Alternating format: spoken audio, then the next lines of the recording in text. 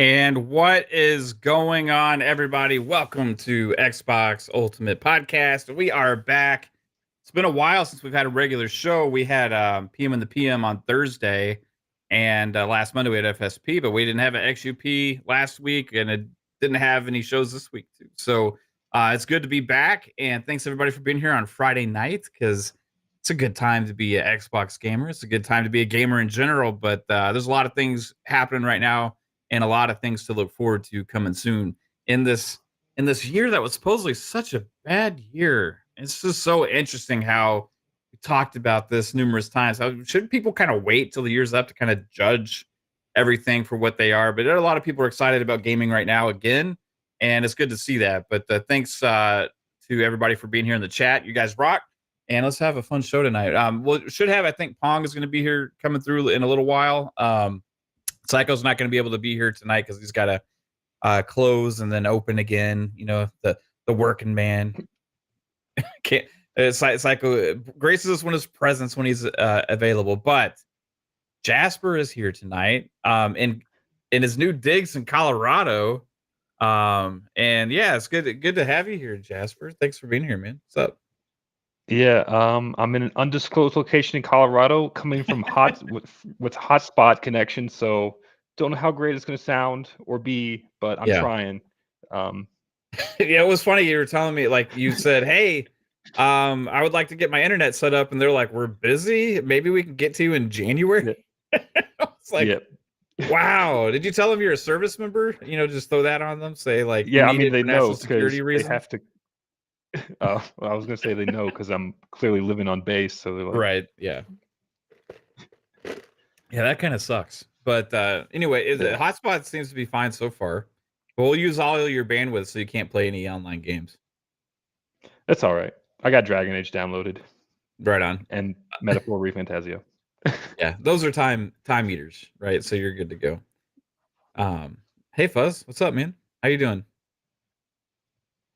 Well, doing great. Glad to be here with you guys. And just been looking at the socials lately and how so many people were wrong about, Xbox being dead and Call of Duty killing Game Pass and just random silliness that, people have been saying for a while. And, now they're eating crow and, people playing Call of Duty are having a good time. And yeah, I remember when there was a time, Fuzzy, when a lot of Xbox fans when they were so concerned about the exclusivity thing, they were like starting to say, "Man, we should just shouldn't put Call of Duty on Game Pass. That way we can keep games exclusive and stuff." And now it's like Call of Duty has been a huge success for Game Pass. It's still selling crazy well, and it's been breaking records. And it kind of is like, yeah, this is what they wanted. This is what Xbox wanted. That as much as a lot of people out there predicted this was going to be some kind of failure for them, or this needed to happen, or this needed to happen, or all these other things that had to happen, or otherwise it's just a huge loss and this whole thing was a disaster. And it's like these guys clearly aren't really paying attention to what Xbox is trying to do. And this Call of Duty launch was a massive success, it seems like. It's also a good game. Oh yeah. But some people won't ever consider it for Game of the Year. I'm not saying it should be, but it's selling well, doing well. People are pretty happy with it. It's getting 9s. First party Xbox title getting 9s from IGN. Yeah, if a Call of Duty gets 9s, that's like a 12. Because like you could have a great Call of Duty, but it's always judged according to Call of Duties and stuff, and not really based on judging comparatively to other games, really. So, but like for a Call of Duty in this day and age now to be as perceived as good as it is, and to kind of and it's kind of universal for the most part. I'm sure there's still haters here and there that have nitpicked things or whatever, but overall, universally, this has been very, very loved game for sure. Yeah, it's great to see. So yeah, I'm pretty stoked. A lot of stuff to look forward to. This year isn't even over yet, and Game Awards are right around the corner. I'm guessing Jeff might snub some publishers, but in all, I think we're going to have a good round off to this year. Call of Duty already kicked it off right, so Yeah. Indiana Jones right around the corner. We've got some flight sim not too far behind. Stalker 2 right around the corner as well. Yeah, it's pretty good. Pretty loaded quarter, right? I remember I had posted a poll last week about just like can a Call of Duty like be considered, or should a Call of Duty be considered for game of the year? And it's interesting because like almost everybody in the comments and was like, yes, like why not? It's a game. Like why shouldn't it be? But like the funny thing is, there's still games media. I don't think it'll even cross their mind. Like I think technically Call of Duty should be considered, but at the same time, like I think there's much more games out there that take that spot for the nomination of Call of Duty. Like technically it is, like it could be because it's a game, but like at the same time there's so many other games out there that deserve that spot over Call of Duty. Yeah, I saw Keeley like already kind of starting to promote the Game Awards today. He had started some stuff, and it just kind of brought it back to my mind about like what games are going to be there. And like another one that could end up showing up is Dragon Age Veilguard. Like it's right on the cusp, like review wise, of like what you would consider acceptable maybe to be nominated for Game of the Year. I think a lot of the critics love it as well. So there it's going to be hard for them to come up with that 6. And what really is been a stellar year for games, like really good games, especially in specific genres and different variety of games this year for sure too. So it's going to be tough. So if Call of Duty doesn't get it, it's not like necessarily a snub, but I am curious about how much consideration a game like that gets when it's going to be the most popular game of the year for the most part. But see, like also when you're talking about game of the year, you're not talking about just about popularity or how like good it is. You're also talking about like, does this leave a lasting impact? Does it innovate? Does it have a good story? Like all that stuff you got to consider for game of the year. It's not just one like small category you're judging a game on. 100%. I was happy last year when Baldur's Gate 3 won because we hadn't really gotten a major release in that genre to that quality until last year. So whenever a game gets that acclaim and it sells that well, it's like, well, I want the other publishers and everybody else out there in the industry to take notice of this, so that way they see that games like this can do well, and maybe Metaphor Fantasio can be that this year as well, but there's going to be some interesting competition there. But Jasper, where does this Call of Duty sit for you so far, man? Like, you're usually pretty critical for Call of Duty games. So I really enjoyed the campaign up until kind of like the last mission. I feel like the last mission where you're like going through different dream worlds kind of or whatever, right. Not trying to spoil. I felt like that was just such a lazy thing that you've seen in other games like a dozen times over. Like up until that point, like it was like a perfect campaign, and they got to that point, it's just like, okay, this is just lazy. So like the campaign's like 8 out of 10 just because of that.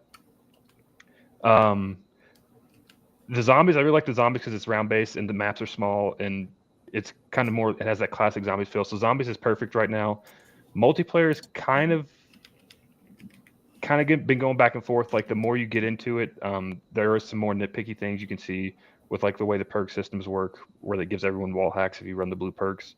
That's not really great. There's also skill-based matchmaking is always a thing, so that's always going to be a negative for Call of Duty until they fix that issue.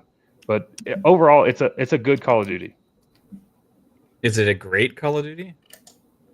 I would say it's the best Call of Duty since probably Black Ops 3. Right. Black Ops, was that the one that didn't have a campaign, or was it 4 that didn't have a campaign? 4 didn't have a campaign, but Black Ops 3 campaign was one of the worst campaigns ever. Like it goes Modern Warfare. It goes Modern Warfare 3's campaign, and then Black Ops 3 campaign. But Black Ops 3, it just had such a a lot of people didn't like the jetpacks, but I feel like Black Ops 3 had the best jetpack system, and the multiplayer was like peak for the jetpacks at the time. So the 3 was the one that was more futuristic, right? Yeah. Okay. And then was it Advanced Warfare like right around that same time? Yeah, that also? was the first jetpack one. Yeah. Okay. Yeah. Then there was Infinite Warfare. There's like so many fucking Call of Duties, man. It's hard for me to at this point to Infinite remember, Warfare's campaign was really good too. Yeah. I like this one. This Call of Duty the most since probably the first Modern Warfare 2. Like OG? Yeah, OG on 360. Yeah. It's going back some ways, right? Yeah. But it's just like complete package. I love the way the multiplayer feels. Like, I'm able to use DMRs really well in this one, and also the assault rifles. I've been enjoying like the AK 74. Yeah, the DMR, the Tarkov was really good. So like I enjoy. I don't want to have to always like, oh, like everybody just uses a fucking SMG. You know what I mean? And that's kind of what Black Ops have felt like somewhat for me. A lot of them, because it's been so much like run and gun, and it's like some of the SMGs have always been kind of like a little OP at times. But this one, it feels like no matter which gun I start messing with, I really feel like there's good balance. You know, like, yeah, you got to change your play style and stuff, obviously, right? But like, depending on how you want to play in this Black Ops, it's catering to me more so than other Black Ops games before.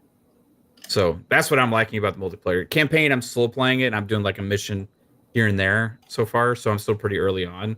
But I like the stealth that they had early on. Yeah, I don't know if you've gotten to the open world mission yet, like in the desert. No, but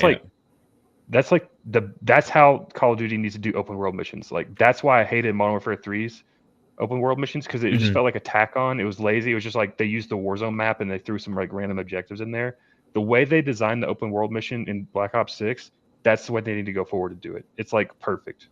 Yeah, I remember Modern Warfare 2 had some really open missions too that I really liked, that were really good, but there wasn't really like open world. I guess it was just there was the one where you started as a sniper, and then you like go over into the base, you know, and then you can kind of approach it from however. That was a really good mission too. But yeah, the last Call of Duty, Modern Warfare 3, was like, it was like glorified expansion that was mishmashed into forming a campaign, and we all kind of called that before it came out. But this one is like complete, you know.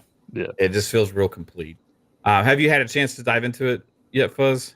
Just a couple hours of the campaign. I'm past the mission after you get the actual safe house. Trying to get to the open world map kind of thing.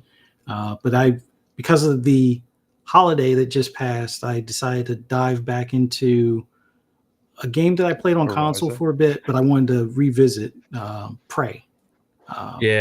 Just for the jump scares with the mimics and things like that. Get a kick out of it, and not really freezing them, but foaming them up with the foam gun, and then whacking them with the wrench. So yeah, that's been fun. You're spraying foam on them, whacking them with the wrench. Got it. I know how that sounds. Yeah, whatever you doesn't sound all that great, but it is a fun game. It definitely it's different from like your Dead Space or your Callisto Protocols and things like that. But I like the the terror of, did that cup just move? Yeah. And then you turn around and go do something, then it winds up like chasing after you like a spider or something. So that game is a lot of fun. The beginning of that game is like pretty crazy. So I've played like the opening to Prey like several times, but I always kind of like stop after a certain amount of time. It's someone I need to go back and finish at some point. But like this has been a huge success for Xbox like so far, like with Call of Duty. It's like they're already talking about it's surpassed Starfield already for a new Game Pass subs. Broke the record for that for day one. Which I remember a lot of people like, why would they even care to subscribe to Game Pass for Call of Duty? For those just Call of Duty players, just buy it. We're like, well, okay, well, there's going to be those guys too. You know, if they're just only play Call of Duty, they're just going to buy it. With like Xbox is okay with that too, right? Like, but it's doing numbers everywhere. It's been praised real heavily by that community, which is very. If you hear Jasper, right? It's very hard community to please. It's like, yeah, there's like the blue hacks and the blah, blah, like, what the fuck are you even talking about? But yeah, I get there's like another level there, that I don't comprehend. I just play the damn game. You know what I mean? Yeah. So there's another level of like nitpickiness and like criticisms and like trying to make these games as good as they can be. But for the most part, I've seen mostly even praise from the Call of Duty like diehard community as well, which is a good thing to see because it's been a little bit since then. We've had that more universal praise for it, right? So that's been good to see. And sales wise, it's doing great across the board, everywhere. And guess what?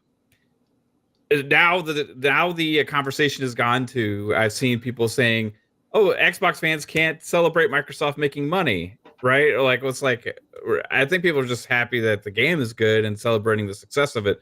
Microsoft put out their financials, and everybody was talking about that a lot of the things were up with their financials, even though they had a quarter really without a lot of popular first party releases. So there was a lot of conversation regarding that, but now people are saying, hey, Xbox fans can't talk about Microsoft doing well. But this is the same people that were all saying that Xbox was going to die because they're not doing well. Right. So for me, it's kind of like, well, hey, obviously they're doing good. So, it's good to see these successes. That means that everything they've been doing is working. And guess what? If their last quarter was up year over year, this next quarter is going to be monstrous because this next quarter has a lot of big releases coming out. I mean, you have just had the launch for Call of Duty Black Ops 6. I don't know which one that's going to be put in, but then you also have Stalker 2 releasing. You have Flight Sim, and you also have Indiana Jones in December. So it's pretty fucking stacked.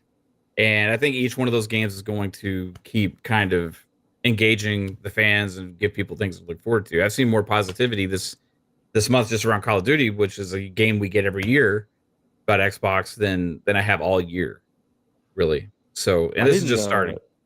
I didn't see this sales numbers or whatever you're talking about. Was it just like Xbox was up, or was it Microsoft as a whole was up? Xbox was up. So console sales are still down, right? Let's say the console sales, but everything else was up. Content services, revenue, all that stuff, and that was even beyond the jump from ABK. So Game Pass with the content services was up a pretty good amount. And overall, like, they're doing great. Like, they had a lot of things to celebrate with that last report. But overall, going into this next, whatever quarter report is going to come out, where this quarter coming up is judged, I think you're going to see like monster numbers there. Console sales, you're probably still going to see decline because I think it's just kind of the way it is now. Yeah. But overall, like, you're looking at Xbox is thriving when everybody was so concerned for so long. Even after the ABK acquisition, everybody was so concerned about the future and how things are going, and if they're going to make enough money or this is going to fail, and all these other kind of things. And obviously a lot of the year was down because there's industry layoffs across the board. Xbox had their own. There was things we criticized too when they actually closed studios and stuff, and one of them got reopened and acquired by somebody else at this point now. But overall, like, if you look forward to, like, hey, the Xbox as a brand or as a platform, going forward with your Game Pass subscription or whatever, however you play your games, I think there's going to be a lot to look forward to. And that includes if you play on console. Even though console sales are down, I still see some people out there saying that, like, oh, well, it's great for everybody, but no, this doesn't really include the console fans. Well, like, as far as I can tell, these next games coming out all in the next few months here are all playable on an Xbox console. Mm-hmm. Right? Like, so if you're a console gamer, what do you have to really be upset about? If you're getting these games that's really what it's about, isn't it? Is being able to play the games. So I think, yeah. It's just been interesting discourse and something that we kind of called early on this year with all the negativities. Like people don't realize that, like, yeah, the games are all kind of, if anything, you could criticize how they're bunched together towards the end of this year. But everybody say, well, they had a bad year because they didn't have a lot of releases between this and this or whatever. And then they'll go, well, like PlayStation's had stuff to play all year. Well, tell me what you have to look forward to there on PlayStation. The rest, what else after Astrobot came out on September 6th, right?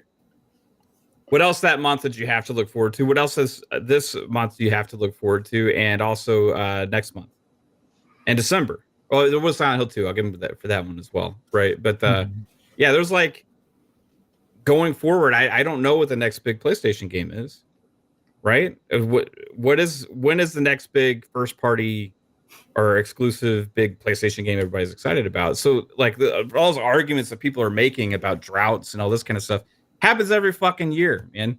Like every year there's like usually like 4 or 5 months or whatever. Then the other thing that happens is, well, hey, somebody actually says Xbox actually didn't have any releases between Hellblade and Call of Duty. I was like, I feel like what? All these people saying this, like, they didn't grow up playing video games. Like, you only got video games during the spring and during the fall. Like, the middle of the year was like summer was fucking dry, man. Like back in the day, like I always remember being a kid. I was like, why don't it's fucking summertime? Why don't they fucking release games? I'm here like for months without school, you know. But like, yeah, they would like all come out in the fall. That's 100% true, man. Well, the other thing is they were clamoring for DLC for a particular game that came out last year, and now the word is there's no DLC for it. But then they ignore when there's expansions to things from existing titles on Xbox's side. But it's okay if it's on the blue side, but on Xbox's side, Diablo that doesn't count, or any additional stuff that you see from Forza, or any additional stuff you see from State of Decay or any of that. No, that doesn't count. No. So yeah. Like it's just weird how people like discount things, because the person like was saying, like in fact they didn't have any releases between Hellblade 2 and Call of Duty, so they went 5 months without a game or something. I was like, that's just factually incorrect, because they had Age Mythology Retold, which released. They also had, from first party published, they had Ara History Untold, which launched on PC. It's like, oh, so it's like barely a remaster. Like, okay, obviously also, the person doesn't. The Diablo Vessel of Hatred thing, that's like, that could have been its own game itself. Yeah, 100%. Yeah, a Vessel of Hatred is huge. Right. Yeah. And I would argue that Shattered Space is huge. The people that just ran through the story, and just played through it for like 5 or 6 hours or whatever, and just plowed through the main quest line and just done with it. Like, you're missing so much stuff there. Even Kate is starting to get triggered by some of the comments about Shattered Space, because she plays it like every day, and she just randomly will be like, I can't believe how much stuff they fucking added to this game. This is crazy.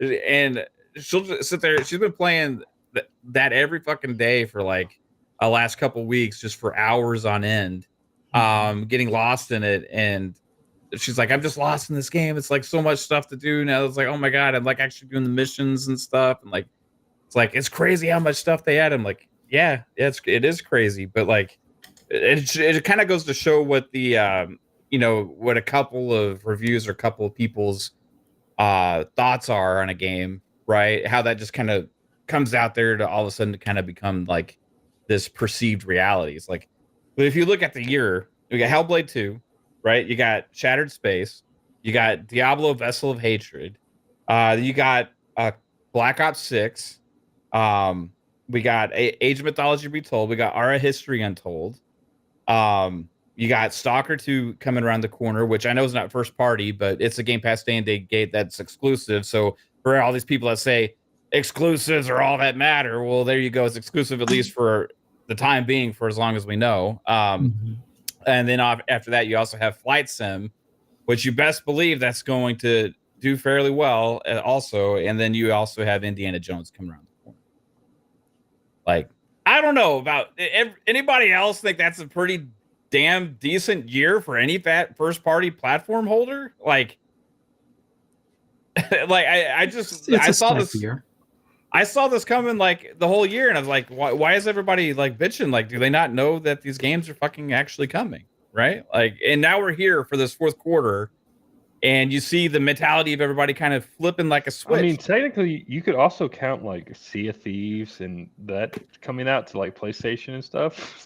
Like they put other games. You honestly can. Yeah, I mean, if you want to, yeah, absolutely can. But like, all those other games had huge expansions too. The content updates and all the other games, the servicey kind of games as well. Forza Motorsports had some actually awesome updates recently as well, man. So drifting. Yeah, it's just nice to see these games get supported, right? You know, even if they don't like have this monstrous success at launch as sometimes they want, you know, like they last longer than 2 weeks. Well, they don't shut the games down and then close the studio, you know. Ooh, too soon. You can still play Redfall, and they like. I mean, people have been playing. I've seen a lot of people like posting clips like Halloween time. I'm enjoying Redfall, which is it's a good game now. After they did the updates and stuff on it, it's a fairly good game. Mm-hmm. Yeah, that's the studio they did shut down after a year, or was it like a year or so after they let them do that last update. Yeah, but like at least we can still damn play the game. Right? You mean it's not scrubbed from Xbox's website? No, it's they left it there for people to actually enjoy because somebody made it, right? So mistakes. Yeah, well, that's another thing too. Like you see like right after the Redfall thing had happened, like you see Phil Spencer had a scheduled interview, like, and he's up there and he's like, "All right, bring it on." Like, just I know we were supposed to talk about other stuff, but yeah, I gotta talk. I'm sorry. Yeah, this sucks. He was like, I don't know what fucking happened. Like, it was bad. It was bad at the time, right? But like, you know, Concord happens, which is like way worse situation. Like as bad as way more expensive too. Oh yeah, I mean, like they actually have like one of your big first party pipeline games that you've been promoting actually release, and then it do so abysmally that you shut it down within 2 weeks. And then claim to everybody that you're thinking about bringing it back as a free-to-play title. And then, oh, guess what? We're kidding because we know that that's never going to work. So then we're just going to, hey, thanks, Firewalk. We acquired you last year. But, you know, services are no longer needed. Like, you don't have to go home, but you got to go. You try to make VR stuff with them. That didn't work. Yeah. And they also had closed that mobile studio, which... Yeah.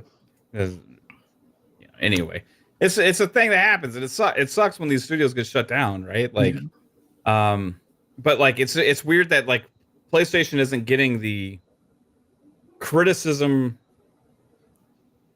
of that, like, you know, Xbox did, like even from us also, you know, like when we were critical over Tango and Arcane Austin because we don't think it's a good look. Like, you don't acquire studios and then like shut them down. I don't like that, right? But I don't hear any of the PlayStation guys giving PlayStation any smoke or anything over that whole situation that happened last week. No, they're trying to say it's a figment of your imagination. Concord never existed. It was a never was. Yeah, well, that's for damn sure. We predicted that like before the game came out. But yeah, it's just weird. Ultimately, I think this is going to go down as after the 2024 is up and people are putting down their scorecards or whatever stupid shit you like to do and say, how did Xbox do? I think it's going to be, well, actually, it's turned out to be pretty fucking awesome. Look at all these games we got. The difference is going into 2025, you're going to have a lot of awesome stuff to look forward to coming around the corner then as well. Because you already, you know, Avowed's coming out. Doom: The Dark Ages is coming out. South of Midnight's coming out.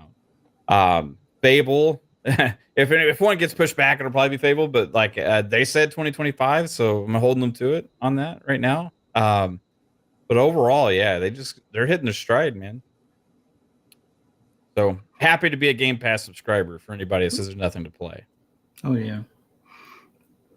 Yeah, I'm caught between playing stuff that's getting ready to leave, stuff that just went into the service, and just random stuff which I actually own on console, but because Bethesda wasn't part of Xbox when they did the Play Anywhere and you get dual entitlement, I get to play it on PC now. So It's like, oh, more gamer score. And I like that game, so I like replaying it. Starfield, I need to get back to Shattered Space, but it's like there's just I try to have a routine. I try to do Forza Horizon 5 every day so I can get the cars for the week and whatnot. But I might only play it for like a half hour. All right, I'll do this race. It'll give me a couple of points. I'll put that towards the points for the week. And as long as I get 20, I get the car. Or if I go for the full 40, I get the free tag thing, so you can pick a rarer car later. And then there's just all the other stuff that's in the service. It's like just playing some of the first party stuff is awesome, but then you got things like Dead Island 2 that's in there now. Sure, it wasn't there from launch, but perfect timing for me because I held off on that title because I forget what else came out that week.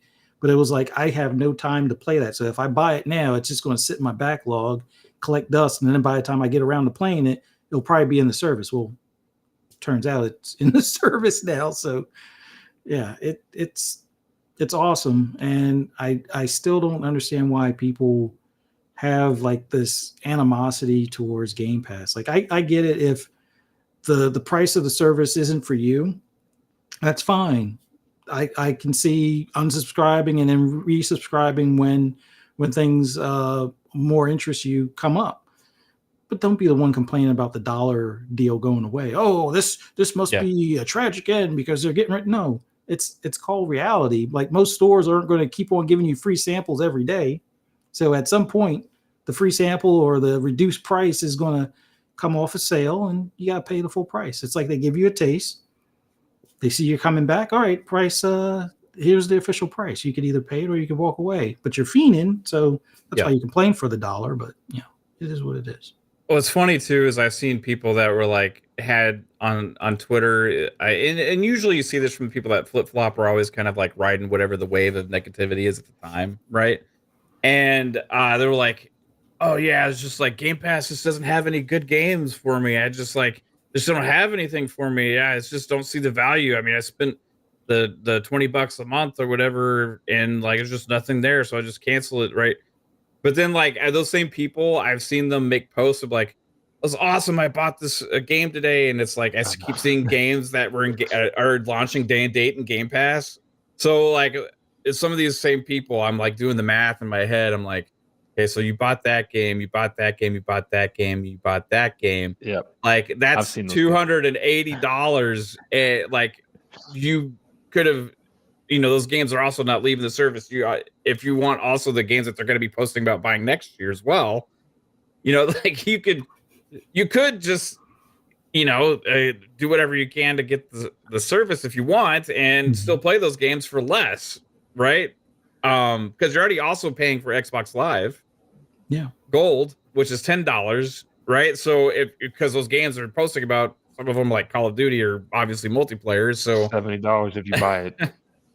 Yeah, exactly. So I'm like, so like you've been paying still the $10 a month or $5 if you want to say you're getting the 12-month deal or whatever on it. Like, so you're doing that, plus you're also buying all the games. Like that's cool if that's what you want to do. But don't claim that it's because Game Pass has nothing, because the same games you're fucking buying are in Game Pass. Well, the thing that cracks me up is when they try to make it seem like, well, you can only play this one game for the entire month that you're paying the $20. It's like, no, that's not how it works. It's like you could play. I mean, you can only play one game at a time, but outside of that, like you could play Starfield today, Diablo tomorrow, Call of Duty, Sunday. It's not like Blockbuster where you can only get 2 games and then you're like, well, I gotta either return them or. I mean, you could hop from literally 10 different games each day for the entire month and probably not repeat a game if you wanted to. Yeah. I mean, another game I was excited for that was Metal Slug Tactics. It looks awesome. We found out randomly, hey, that's coming to Game Pass Day. I was gonna buy that. Guess what? I don't have to now. That's cool with me. You know, like hey, they got their money. I'm gonna play it in my service, right? Like, I think it's pretty awesome the amount of big games and good quality games and stuff keep hitting, you know. But like, it drives me crazy when I see those posts from those same people that like unsubscribe because they don't have any good games, but then posting the receipts of buying the games that are launching day and date in the Game Pass. And then also other games that if they were subscribed to that would have also gotten a discount on. Yep, yeah. I saw that. Also, other games, if they were subscribed to the service, they would have gotten a discount on if they would have bought it. Like EA games, like Dragon Age Veilguard. That's what I saw. Some person they bought Black Ops 6 and then they were complaining about not buying Dragon Age. But if you subscribe, never mind. It's just there's just ultimately it's the same thing. It's like always the moving of the goalpost thing, or just some people I think are so easily sucked into whatever the conversations are and are like, oh, people are saying this now. Yeah, I feel that way too. All of a sudden, you know, I better rethink my whole life choices and decisions I've been doing for a long time now. Oh, or you know those people like the chameleons or whatever that just want to fit in with the crowd of whatever's cool at the time, right? But yeah, it's just when you see it bite them in the ass, I want to say something. Be like, you could have. I'm not even going to say, yep, nope. You just do you. Hey, that's you, man. That's you. Jax82 hit us with a $5 super chat. Says, Game Pass is the best deal in gaming. I'm more backed up on Xbox than anything else. Bought a lot of games that ended up on Game Pass and some on sale. Yeah. There's just a shit ton to play, man. Like, Dragon Age is not in Game Pass, but it's a game I want to get to. Metaphor's not in Game Pass. It's a game I've been playing also. This is the other thing. People say people don't buy games if they're Game Pass subscribers. But also the other thing that was interesting was that revenue was up just in general from like Game Pass subscribers, but like just in spending. Right? So like people that are subscribed to the service are spending money on games, whether it be microtransactions, monetization, or buying other games. Mm-hmm. I wonder if they're counting like Call of Duty has a big microtransaction thing, like buying skins and stuff. Like I wonder since they're now like fully under Microsoft, if they're counting that like as part of their revenue being up because they get 100% of it now instead of 70% or whatever. Yeah, interesting. Maybe it could be. You know, the percentages are different, sure, right? Nate Dogg says, I was gonna cancel, but this fall winter in 2025 schedule is loaded. What we've been saying, man. There's what we've been saying. Like, you know, yeah, like sometimes there's not anything for you per se in a stretch. And if that's the case, you know what? Hey, I'm gonna take a couple months off of the service, but until there's stuff I want to look forward to, and then go for it again. Like, there's nothing absolutely wrong with that, you know. But there's people that like swear it off to where it's the enemy now because of this or that or whatever. And it's like, you know, yeah, game rentals were never an enemy, and especially a service like this where I've been actually playing Call of Duty on PC too now. And why? Because of Game Pass. Mm-hmm. I've been playing on Xbox on the console, and I've actually for the first time been playing Call of Duty on PC. Because I actually have it on both devices, and my progress just moves over seamlessly and all that kind of stuff too. It's like it's fucking glorious, man. I'm hearing if you do like the Vault Edition upgrade, and you let's say you buy it on multiple platforms, apparently anything that you buy that's costs actual USD is locked to that platform. If you buy it via COD points, you can transfer between games. Well, my progress from the campaign moved over, and all of my like loadouts and everything, like player-wise, all that stuff. But your skins, stuff if you buy skins, like if it costs real USD, like the Vault Edition, it costs USD and not COD points, and that's locked to that platform. They need to fix that. I think that maybe they'll eventually fix that. Probably because of a difference with the storefronts, I'm sure. Like the way it worked on there before, I'm not sure. But yeah, all my progress like just was there. Like I didn't have to do anything. Yeah. You know, and I love that shit. Metaphor too, which is in Game Pass, but like the dual entitlement for that is fucking awesome. Love it. That's what I want to expect going forward from games. You know, like let me play the games where I'm at. You know, and that's what they're kind of preaching at Xbox. So for me, it's a good thing. Hey Pong, what's up, man? Tell me how I sound since I haven't been here. You sound crispy. I can hear your fan, but Of course you sound can.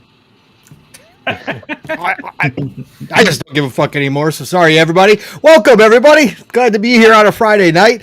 I just want to make sure that I'm not peaking like I have. You were a little shows. high, but I turned it down. Okay, I turned you down. all right, that's fine because that's the biggest thing. So, but yeah, no, great to be here, everybody. Sorry I'm late. Thanks for letting me join. Anyways, Jasper, good to see you, brother, and of course Fuzzy. But let's get down to business. What are we talking about? Talking about the success right now of Call of Duty and you know, Game Pass and kind of how a lot of people were writing it off and all this other kind of stuff all year, and then now everybody's all of a sudden excited because there's games coming out, and it's like they didn't remember that there's these games all coming out, you know, in the fourth quarter of this year. So we do this all the time. Yeah, seems like it. We've done this like lots of times. Where people forget or just ignore what's really happening, and then all of a sudden it's here, and everybody goes, "Wait, I didn't know this." Yeah, you did. You should have had you been listening to the right people and talking to the right people, but you didn't. But or I think just you're faking pay it. attention to release years and time periods. Correct. Like just you could do that too. I think this stuff is just weird, man. But yeah, no, Call of Duty. Hey. It's a juggernaut. It continues to be a juggernaut. It will always be a juggernaut, even in the off years. Why people thought Game Pass would kill it, I have no idea. It's a win-win either way for Xbox, like we talked about. It just so happens that Treyarch really captured a little bit of that old Call of Duty magic in this one, and that's giving it some extra oomph. Again, you're never going to make everybody happy. There's plenty of people out there I've seen bitching about it nonstop, 24/7. Like that just means your game's so freaking big that it's ridiculous at this point. And so, but overall, the sentiment that I've been hearing from everybody, especially the people that have jumped into the game, that haven't played it in years, but now do get it in Game Pass. So you're getting those extra people in there too. Those people are absolutely loving it. Those people are going, holy shit. This does feel like the 360 days. And I think that everything we've experienced so far, it feels like the 360 days. I played a little bit with Steel on Monday night when I got home, and Steel was like, "You're going to keep playing this?" And I said, "Yeah, I want a prestige. I want to prestige." It's been a long time since I've been able to say that. Like I want, again, they brought back the old prestige and I love it, but like this is giving me those rewards feelings for it this year too. Correct. Like, in the past, they usually never gave you rewards. Like there's actually an incentive for it now. There's like in Jasper, that's one thing that Call of Duty is always, I think even you agree, has been pretty good at for a while now, is making you feel like you're constantly earning something. Yeah. But they definitely have taken it to the next level with this one. You constantly feel like you are actually improving and doing something and just getting little bits and pieces of guns and whatever. Just like it kind of reminds me like when COD 4 originally came out, like when they had the XP bar like at the bottom of the screen, they would pop up XP points. It's like that was the first time you had that like kind of like subconscious, like, oh, I'm earning something, I'm doing great, and like it kind of this is like the next level of that, where it's like it's kind of bringing back those memories. It is. So yeah, I got to say that again, it's something that we all saw coming. That we knew that Game Pass was going to kill off COD. That obviously, no matter what happens, again, whether everybody buys it or everybody plays it on Game Pass or in the middle, benefits Xbox. This was a win-win situation for Xbox all around. Now, obviously, they would love it to drive Game Pass subscriptions, of course, in the grand scheme of things. But either way, they're making money hand over fist, okay? And they're going to continue to do that. It's just going to be it's just how they're going to make their money, right? Are they going to make the money from the majority straight sales again like they always do? Or are they going to make that monthly return money from Game Pass that people sign up for and then spend more money elsewhere in the ecosystem? It doesn't matter. at the end of the day, the bottom lines are going to look healthy because of this game. And like I said, it just is simply coincidence, perfect timing that Xbox got this game, bought ABK. We're not allowed to talk about Xbox making money. Yeah, that's something else. What's weird is like they're still making new ads with the replacer. They just put one out today for him like replacing the Jeopardy host. It's like Jeopardy. Yeah, it's just perfect timing, right? It's just perfect timing that Treyarch happened to be on the cusp of releasing a Call of Duty, which they got to take extra time and work with and really change, obviously, with the Omni movement. That brought a little something to it, but really went back and refined what made Call of Duty. And like I said, have captured a little bit of that 360 magic in this one where people are sitting up and taking notice. And I just think that that's obviously even more of a benefit to Xbox. So hats off to everybody involved, man. And again, like Jasper just said, the marketing, why did everybody think the marketing was going to be there again? Like, this is Activision. Like, people really don't understand, right? They don't get it. Like, Activision is still its own company, just like Bethesda is. Why would Activision, just because they're underneath the Xbox umbrella, stop their massive marketing plans that they always have for Call of Duty? If anything, it's been bigger, way bigger. Yeah. This year's up there with more contacts level, and more money. Right? So right, exactly. They're pushing it even harder, right? And again, now they've got it so that they understand that the overall reception is even more positive than they've had over the past couple years, 3 years, 4 years, even beyond that. Like, this is like one of the biggest hits. They're going to go full force, even more. Like, this is like holy shit. We're kind of back, everybody. Again, the tides raise all boats when they're floating like this. It's going to help everybody within ABK. It's going to help everybody within Xbox itself, including Bethesda. If Call of Duty, which is already off the charts massive, can get back to that peak kind of feeling where people weren't just playing it just because it was a yearly thing, but because they want to. That encourages more purchases. That encourages people to go buy more games. It makes people feel good about themselves. All the way around, this positivity, it spreads. And I think this is the perfect timing for it. So I would argue that it's like already being good for the Xbox brand too. People know. Like, yeah, like it just feels different. You know what I mean? Like, you get that association again now, right?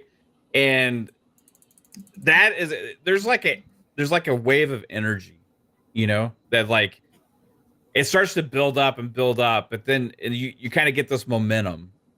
And right around the corner, like we were talking about in this fourth quarter here coming up for Xbox, like we've already saw their financials from the last quarter, right? That were like, wow, that's actually pretty damn positive and really good, especially for the kinds of games they all were releasing in that time period. But now we got this quarter coming up where they have Call of Duty Black Ops 6. You got Stalker 2 dropping, which is getting rave previews. You have Flight Simulator dropping, which you know is going to be like talked about very positively, just because like Flight Sim is amazing, right?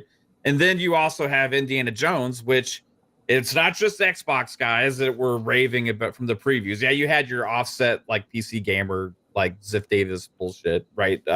Coming from that side. But like you had lots of other people as well saying, wow, this Indiana Jones thing is like maybe going to be the best thing Indiana Jones we've gotten since the original trilogy and stuff. Like, and it was kind of stuff we saw when the game was shown for the first time.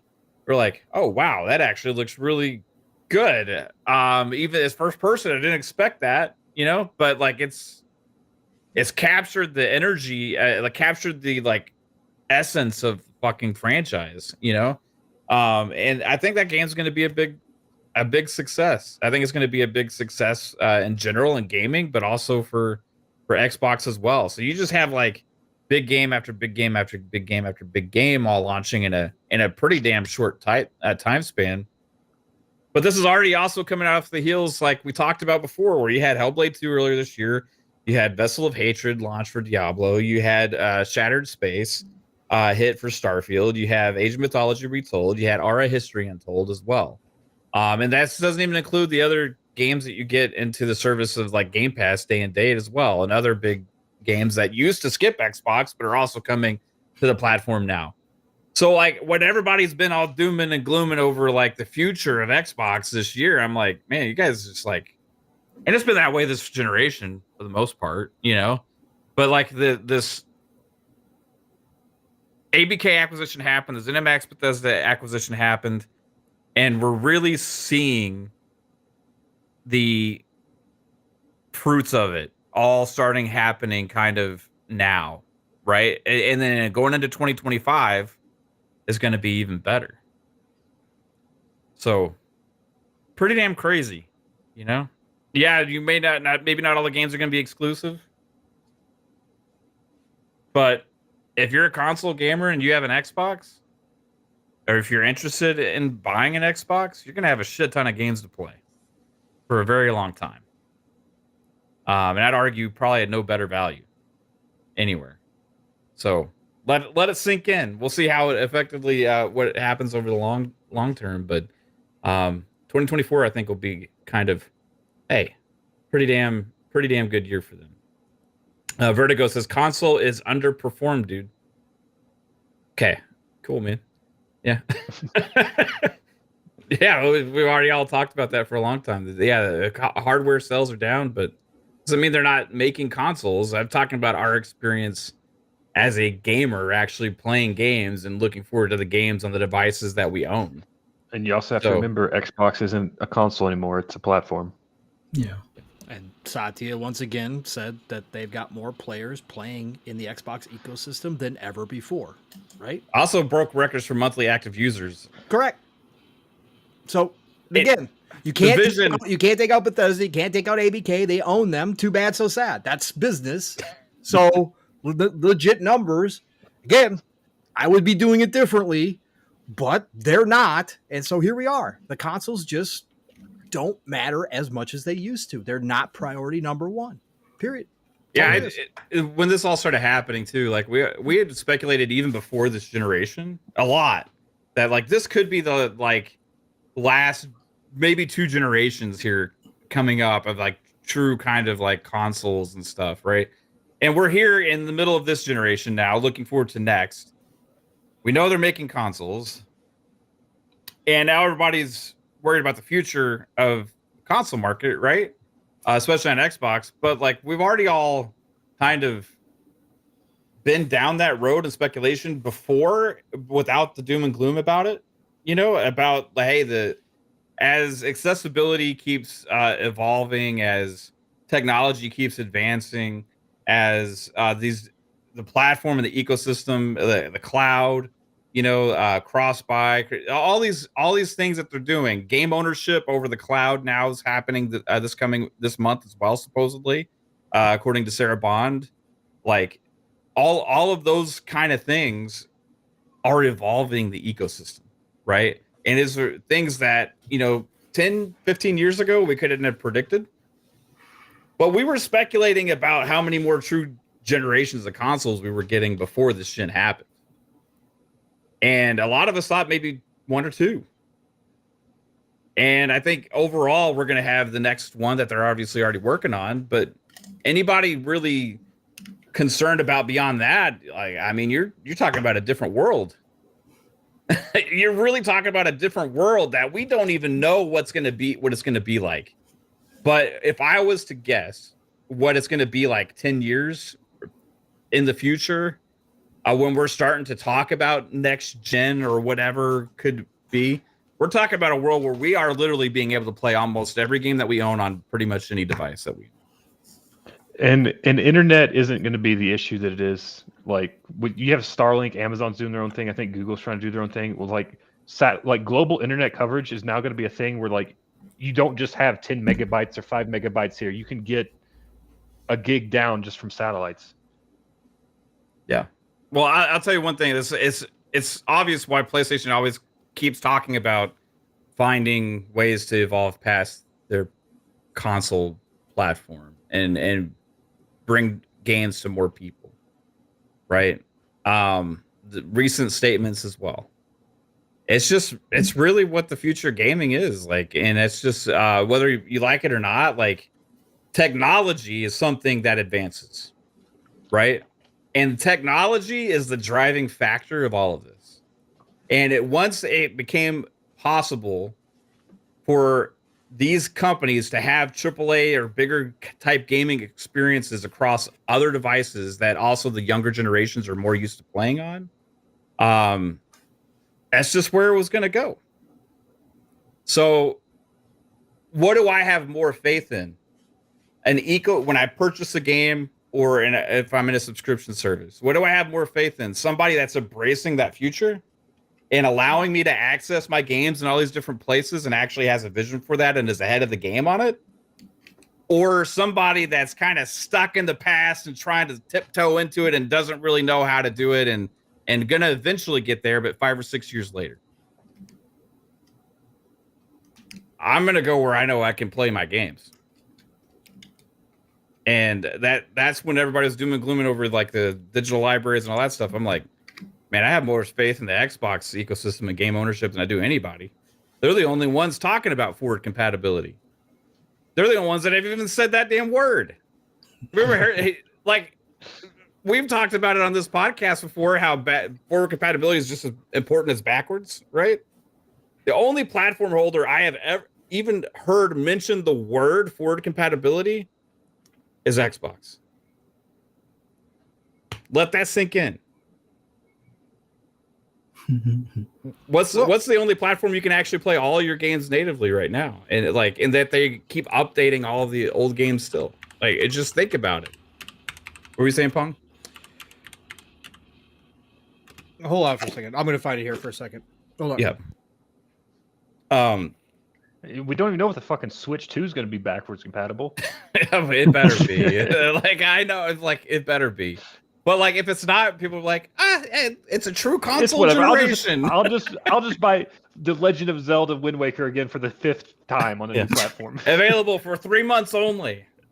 I'm kind of surprised people thought that the PS5 Pro would be compatible with the PS5 plates for the Slim Edition. Like, I understand it's got that similar split, but the minute you saw 3 stripes versus 1 stripe, you should have known that it's Sony. They're going to make different plates.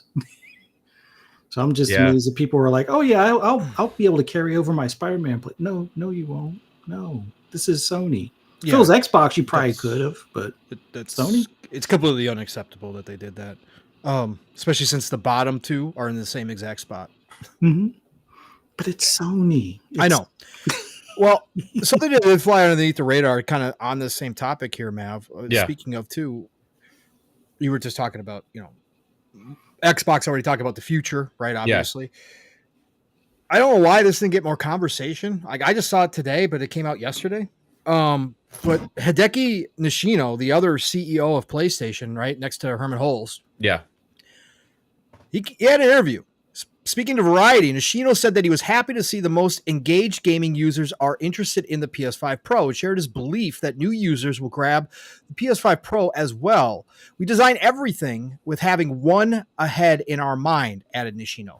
It's not like we just make a next step and we don't know about the next 2 steps ahead. That's not our way of working, because we need to make sure that the 10-year-old generation cycle continues to be going as well. So they want the PS5 to be a 10-year generation as well, which means 2030, if I'm not mistaken. Mm-hmm. Do they consider that, though, like, as how they supported the PS4 for like 3 or 4 years into this? Well, they're still supporting the PS4, right? Right. So this is my point, though, because you were just talking about forward and backwards compatibility, right? That means we can buy our new system and have our old games, and we don't have to keep our old system, right? Yeah. Whereas PlayStation has already shown this generation, what does that mean? Well, that means that even if they bring out the PS6 before the 10 years is up, like you're talking about, right? They're going to have remasters, PlayStation 6 remasters, right? That's the new way of their forward compatibility or backwards compatibility, is to make you rebuy games again. And it's been wildly successful for them for the most part. Now there's been a couple of misses, but it's been wildly successful. Sony's not known for giving up on things that work. Yeah, that makes them easy money. They lean into them even more, which is what we're seeing, right? So all I'm saying, Mav, is you're absolutely correct that Xbox is the one that has been talking about this and has proven it, because we already have so much backwards It happened this compatibility. generation. Right, it happened this generation. So I'm just saying, after those comments, even if you're not going to take them like just, oh, they're not going to drop a new system until 2030, thinking about how they've handled this generation, why, when we know that their roadmap isn't looking the healthiest, and they probably got maybe 5-6 more big first party titles in this generation, if they all get out on time before they do launch a new system, or we believe they launch a new system, you don't think they're not going to do the exact same thing with the PS6 and charge you and remaster everything and give you the PS6? Oh, it's this much better. Of course they are. Cut. Right, it's the PS6 cut. They're going to do that again, whereas Xbox, like you said, Mav, has already given us all that, and now they're tripling down on it. Now Sarah Bond's created a whole new team to make sure it all works. And on top of that, we're not even talking about dual entitlement that we get, like, once again, which nobody talks about, on our purchases when we buy it through, obviously, the Xbox PC store, on a lot of games, all the first-party games, but a lot of even third-party games where we get that dual entitlement anyways. That's something that Sony doesn't offer at all. And they still have not even given their customers free saves in the cloud. You have to pay for your saves. Do you think they're going to stop that with the PS6? Nope. I mean, really, my Xbox is treating PlayStation customers better than PlayStation's treating them themselves. In a way, yes. Because the Xbox games that are on PlayStation are also taking advantage of the free updates and stuff that they get. Mm-hmm. Yeah. Like, when Fallout 4 happened, it was like, hey, this update isn't for PlayStation guys. Like, no, that's something that PlayStation would have charged for 100%. Mm-hmm. Like, just time and time again, like, it's just interesting how that the narratives always go negative towards Xbox when they're doing all of this, right? But then there's the concern over the future. But meanwhile, there's like smashing all their own records, increasing their place in the industry, and have more big games in development than any other big first-party platform holder. It's never made sense to me, like, how everybody just doesn't see all this stuff and know these games are being made and the works. The brain of a goldfish. You can say it today, and then they'll forget it tomorrow when new news drops. Well, it's like, I think everybody's just thinking in the feeling that they have in the current moment in time is like, I'm looking for something to play. Oh, Xbox hasn't had a game in a little while, so the Xbox sucks. Like, and it's like, okay, well, you know. I mean, you do add to that a little bit of uncertainty just because we are in, uncharted waters in a lot of ways with the ecosystem and that kind of stuff. So that does add to it. I mean, we've never really seen like this happen before, especially in the middle of the generation. So it is a little different, but yeah, I mean, for the most part, I think Jasper's closer to reality. Gamers have the shortest term memories in history, especially when they want to have the shortest memories in history, which most of this community does. So then we do wind up with a situation where it's just easier to keep going back to that same well. Oh, Xbox got no games. Xbox dead. Xbox don't care about their consoles, so that means they're going full third party. Xbox won't be here for next gen. Xbox won't be here in 2 gens. Oh, but it's just the continuous merry-go-round. Right. It's just like, I think for me it's because like it's so obvious. Like okay, this was games are gonna be good and popular and successful, and people are going to get excited about it, and they're coming around the corner, or like we knew that this had a good feeling that this Call of Duty is going to be a big good one, right? Like, we know that Indiana Jones, after we saw it for the first time, is probably going to be, it got a lot of excitement when it was announced, right? Like, so I see these things happen. We know the slate for next year, and we know the games like Doom: The Dark Ages and Fable and all and these big games, like, yeah, there probably gonna be a lot of people that love them. So like for me, like, see these like obvious things, and you see the other things that just keep happening that kind of get glossed over and people kind of ignore, and I'm like, how do people talk about that there's nothing, or that everything is so bad, but literally they just released this, they're about to release this, and they're about to release this, and then next year there's all this. For me, it's like so obvious stuff. Like, we get these things at the Xbox show in the summer, and we're all like excited. Wow, that was the best show of all time. And then like a month later, it was like Xbox is dead. And it's like, well, you just saw 40 fucking games coming into Game Pass day and date. Like, and they just acquired ABK, they just acquired ZeniMax. Like, they got all this stuff. They got all of these things, and everything is coming to us. And like, why is it not obvious to you? And I just can't understand like that mentality of just like, it's like purposefully blocking all of the future things out to make them not count, and even recent things. Like, it's only like, I mean, I think most of that's just due to human nature, whereas like negativity sticks with people so they can use it as ammo for whatever they're trying to argue against, whereas like positive things, they like. Are you saying I'm not human?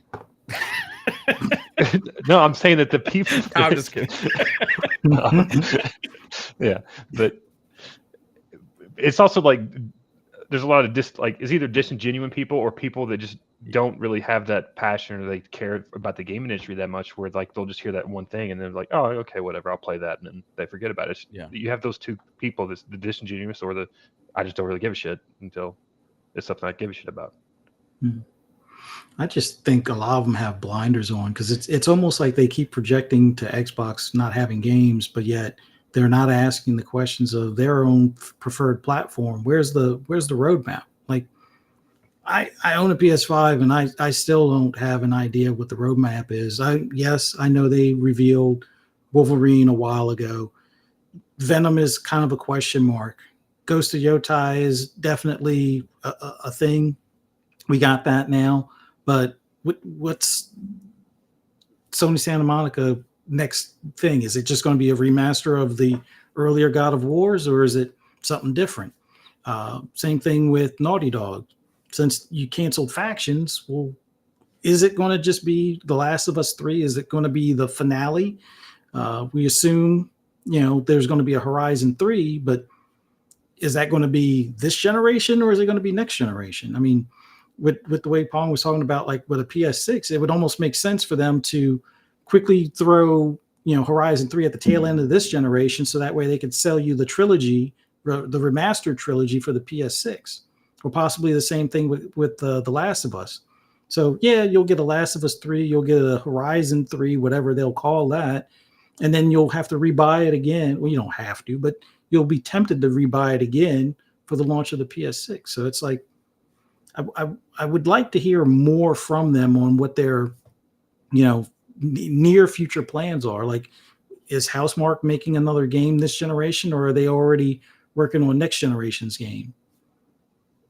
Is there going to be a Gran Turismo 8 before this generation's out, or is it going to be a launch title for, the next PS, the PS? Well, you still got to get the PC version out, and then you'll get the remastered version. True. But yeah, it's kind of confusing on what to expect from them, especially when people supposedly in the know keep on saying, oh, there's a super secret second showcase in September, which come and gone many times. And, over the past 2 or 3 years, they've been saying that. And it's like the most we got out of something was a State of Play, which typically isn't their dream showcase. And we got Ghost of Yotai for 25, but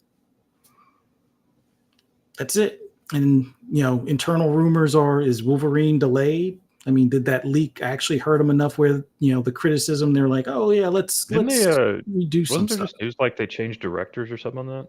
Yeah. The director from Wolverine is now coming over to Perfect Dark, and then Ratchet and Clank directors are now taking over Wolverine or something along those lines. Yep. No, you got it right, Buzz. But it's just a weird spot for PlayStation. Like, I wasn't the most hardcore PlayStation fan, but I was enough of a PlayStation fan from PS1, skipped PS2 because I went to PC, had my PS3, bought it launch. And, I think I even bought one of their, actually, I think I bought 2 of the smaller refreshes that they did. And then, I picked up PS4 at the beginning of that generation. And then after a while, it was like, well, why is everybody bad-mouthing Xbox? I actually love the way, Sunset Overdrive looks, and that Quantum Break when they started showing, trailers for that. And then I got pissed off at Drive Club, and it was like, oh, it was supposed to be a Forza killer. Well, let me try Forza. And, it's probably been one of my best decisions. Like, The last PlayStation I owned was a PlayStation 3, and because I just don't like their games, they're all the same. It's like I want variety, and Xbox gives me variety, so I haven't bought a PlayStation since PlayStation 3. Yeah, and talk about not having variety. It's like the template. Yeah, it's great. It works. It makes for very interesting and engaging games that are, you maybe play them once, maybe you replay them at certain points, but I would expect at this point, especially with their 180 plan that now is like a 360 plan as far as games as a service, they were like, oh, we're going to do 12 games. 3. Forget we ever said games as a service kind of thing. What's next? Like, seriously, what's next? Yeah. Don't know. We'll find out when they have a showcase. I mean, we do have Ghost of Yotei. I'm looking forward to that. Yeah. That's all I have to say about PlayStation. Well, that's a big thing, and it's more of the same, right? That's the other thing. Like, well, I mean, we've talked about this so many times too. It's all going to be personal. It's personal taste. Yeah. Some people, swear up and down that that's the only type of game that they really enjoy is that third-person narrative movie-like experience, right? There are people that swear up and down that that's what they play, that's what they love, that's why they're on PlayStation, etc. I'm not going to sit here and tell them liars because it's certainly a personal taste thing. Yeah, but that's the part that I still don't understand. Yes, you get every once in a while you get your Ratchet and Clank, right? You get a Returnal, which is a smaller game, not a big AAA first-party game, but still a good game, right? They certainly fill in some spots with a Stellar Blade or Black Myth Wukong, etc. So they certainly do stuff like that. But over on Xbox, this has always been my argument. And again, it coincides with the fact that I just simply like more of the games that Xbox first party puts out, genre-wise, and obviously just from an aesthetic wise than I do on the PlayStation side. But every time Xbox gets to announce a new game, it's something fucking different, man. Like, we don't have like stretch runs of all the same types of games. Like, it's crazy. The problem is the community that is so conversational, and it doesn't count those games. Count. Right. And that's what I was just about to say. That's the issue always when we get into these conversations about the differences, about what's going on and why. That's the hardest part I have with that side, who continually asks the question, but why do you guys like Xbox? They put out mid games. Like, I'm like, mid to fucking who? Yeah. I mean, again, mid to you? Okay, well, again, I can turn around and say God of War is mid to me, right? And that's being truthful, the new God of War. I love the old God of War. I've said the same thing about Spider-Man. I think the new Spider-Mans are mid as fuck. Spider-Man. Yeah, it's right. But that's what I'm saying. But then you do that, and they're like, "Oh, you're just capping. You're just an Xbot. There's no way you believe that." But I do. But they can turn around and do it on our side. But I look at the lineup of Xbox first-party titles, and again, it's just the first party alone. I'm not even talking about the stuff they bring into Game Pass, which again they don't give any credit to because it still comes everywhere else. It's not exclusive. But we've always said the Game Pass is as close to exclusive as you can get because it gets known as a Game Pass arrival, and that we've talked about that impact a million times. So I still count that stuff, but let's even take those out of the equation. The first party stuff alone, every time it's a new game, it's a different genre, it's a totally different atmosphere type game. We can have sim games, we can have RTSs, we can have narrative adventure games, we can have RPGs. Like, we've got first person shooters, third person shooters. You've got it all over here coming from the first party. And that's always been my thing. When I didn't have an Xbox, and then I got the Xbox One mid-gen, last gen, and I had been playing PlayStation 4 up to that point, all of a sudden I hopped on the Xbox One, and I'm like, even though like the gears didn't hit like the old gears, right? I was still like, oh, shit, man. I really missed this. This is really good. Like, even though it wasn't my favorite or anything like that, and then I popped in Forza, and I was like, oh, fuck, I really miss Forza too. Like, they dismiss our likes on the Xbox side more than we ever dismiss theirs. We totally can understand why they think that those games are great and they're awesome and they're wonderful. Because again, the quality's there. Don't get me wrong. You can't look over there and say it's trash, but it's all the same type of game.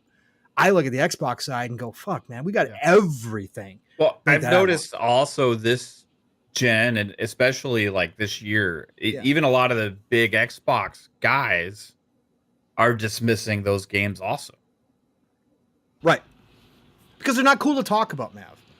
Right. Because they don't drive the conversation. Because again, Mav, you and I have had how many conversations on this channel about RTSs, right? Oh, tons. And a pretty big chunk of our audience could probably care less. We'll have like 100 people in the chat, and then by the 5 minutes we talk about RTSs, there's 10 people left. Like, these guys fucking won't shut up about RTSs. Right, exactly. Yeah. I like to hope to think that we've actually got a few people to try them at some point, right? Just try them out and convert some people. But that just go back. The original point was that's why you see even the Xbox guys doing that, because they're just not cool to talk about. And a lot of them don't even enjoy a lot of the stuff that we enjoy. Again, but the thing is, those games are still popular. Yes, they're still popular. But they're not necessarily popular with the people that argue console wars on Twitter. Not at all. Not at all. Not at all. But it's still, even if that, and again, this is a mental thing, this is just a me thing from the place that I come from as a gamer.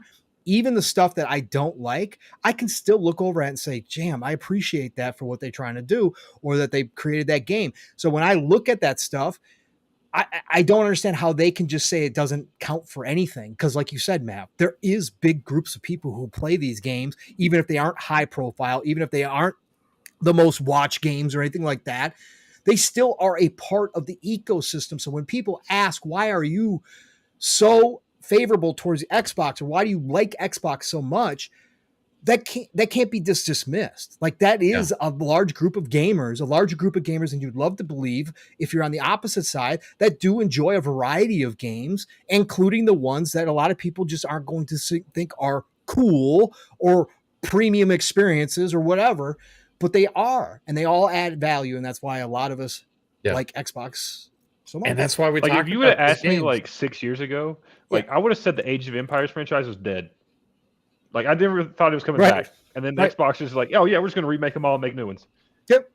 And now look at them. Now they're also getting expansions. Like, just announced that Age 4 is going to get more content next year. Like, Age 2 just got new content. We're getting a brand new drop for Age of Mythology that just dropped. It's crazy. Right. Like, all of them are getting new content. It was crazy, man. Like, and it's funny because like everybody just counts those games. Like there's somebody that had like a long exchange with somebody else in one of my Twitter posts where they were arguing back and forth. Where like this one person, like I said earlier in the show, is like said they didn't have any releases between Hellblade and Call of Duty, and I was like, that's factually untrue. It did, right? Like from first party that. And those ones that get discounted from so many that don't even like exist, like these games don't even exist to them, are two of my fucking favorite games this year, and two of my favorite strategy games I've played in a very long time, dude. Like, All Right, History Untold is fucking glorious, man. I'm still in love with that game. And Age of Mythology Retold, dude, it is not like a poor remaster or anything like that. It's like a fucking new game. It's like a brand new fucking game. Like, and they always counter too, Mav, with their small games, right? They're games that aren't played by. Returnal wasn't played by everybody on PlayStation. Are you kidding me? Right? Returnal was what? Did it sell? It just sold over 1 million, right? Or was it 2 million? Yeah, like, I think it barely reached 1 million a year ago. Right. It was like 500 mil or 500,000 on PS5, and then PC kind of helped it. 500 mil is GTA. No. It was. I meant 500,000. I'm sorry. 1,000. Yeah. So that stuff is not played by everybody. Like Stellar Blade wasn't played by everybody, even though it was popular, right? Ratchet and Clank isn't played by everybody on PlayStation. But when you ask them what they got going on, they count those. Even those aren't the big AAA games. They always come back. Oh yeah, but Sony gave us this. Sony gave us this. Sony gave us this.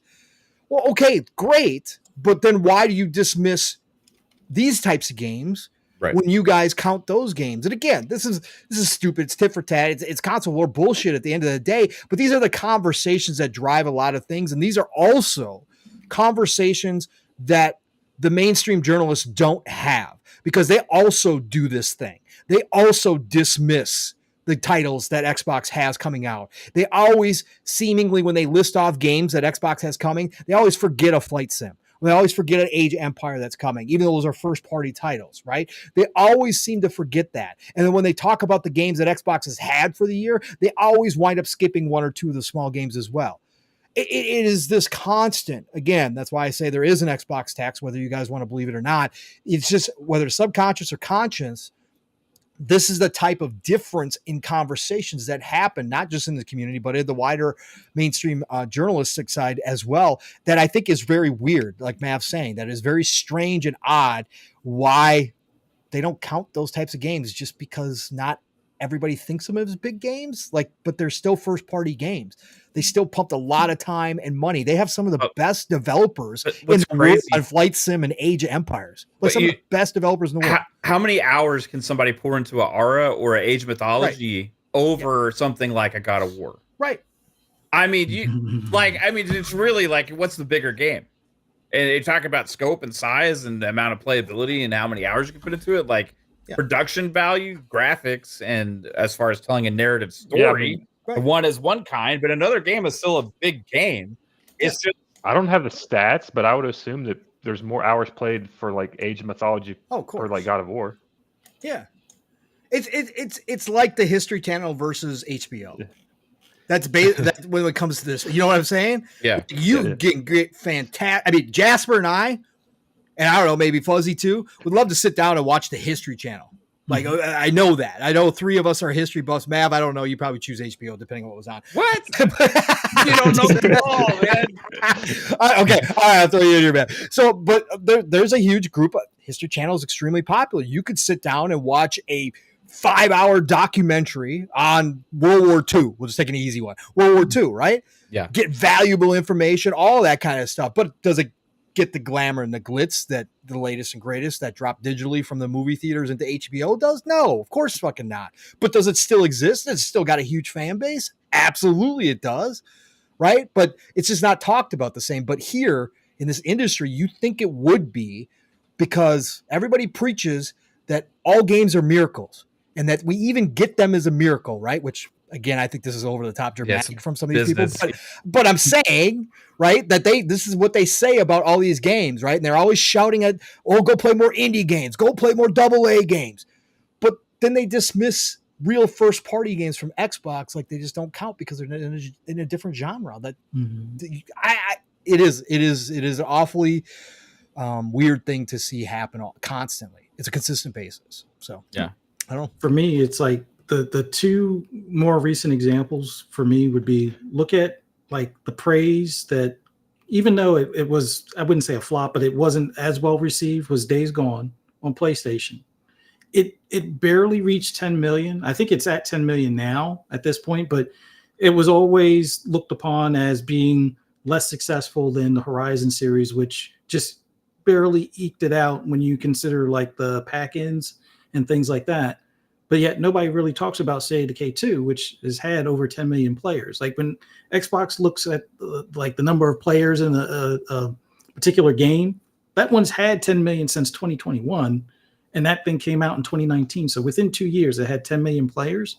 I think that's a decent stat for that game, but it's not going to be talked about in the same conversations. Oh, well, there really wasn't a story. Well, they added the story with not Daybreak, or maybe it's called Daybreak. No, Homecoming is the part where it's like more story based as opposed to your typical kind of, open sandbox kind of deal. But I'm looking forward to the State of Decay 3, and you still hear people like, oh yeah, they should have made a Days Gone 2, but yeah, nobody will put it in the same conversation as a State of Decay, only because, well, it's Xbox.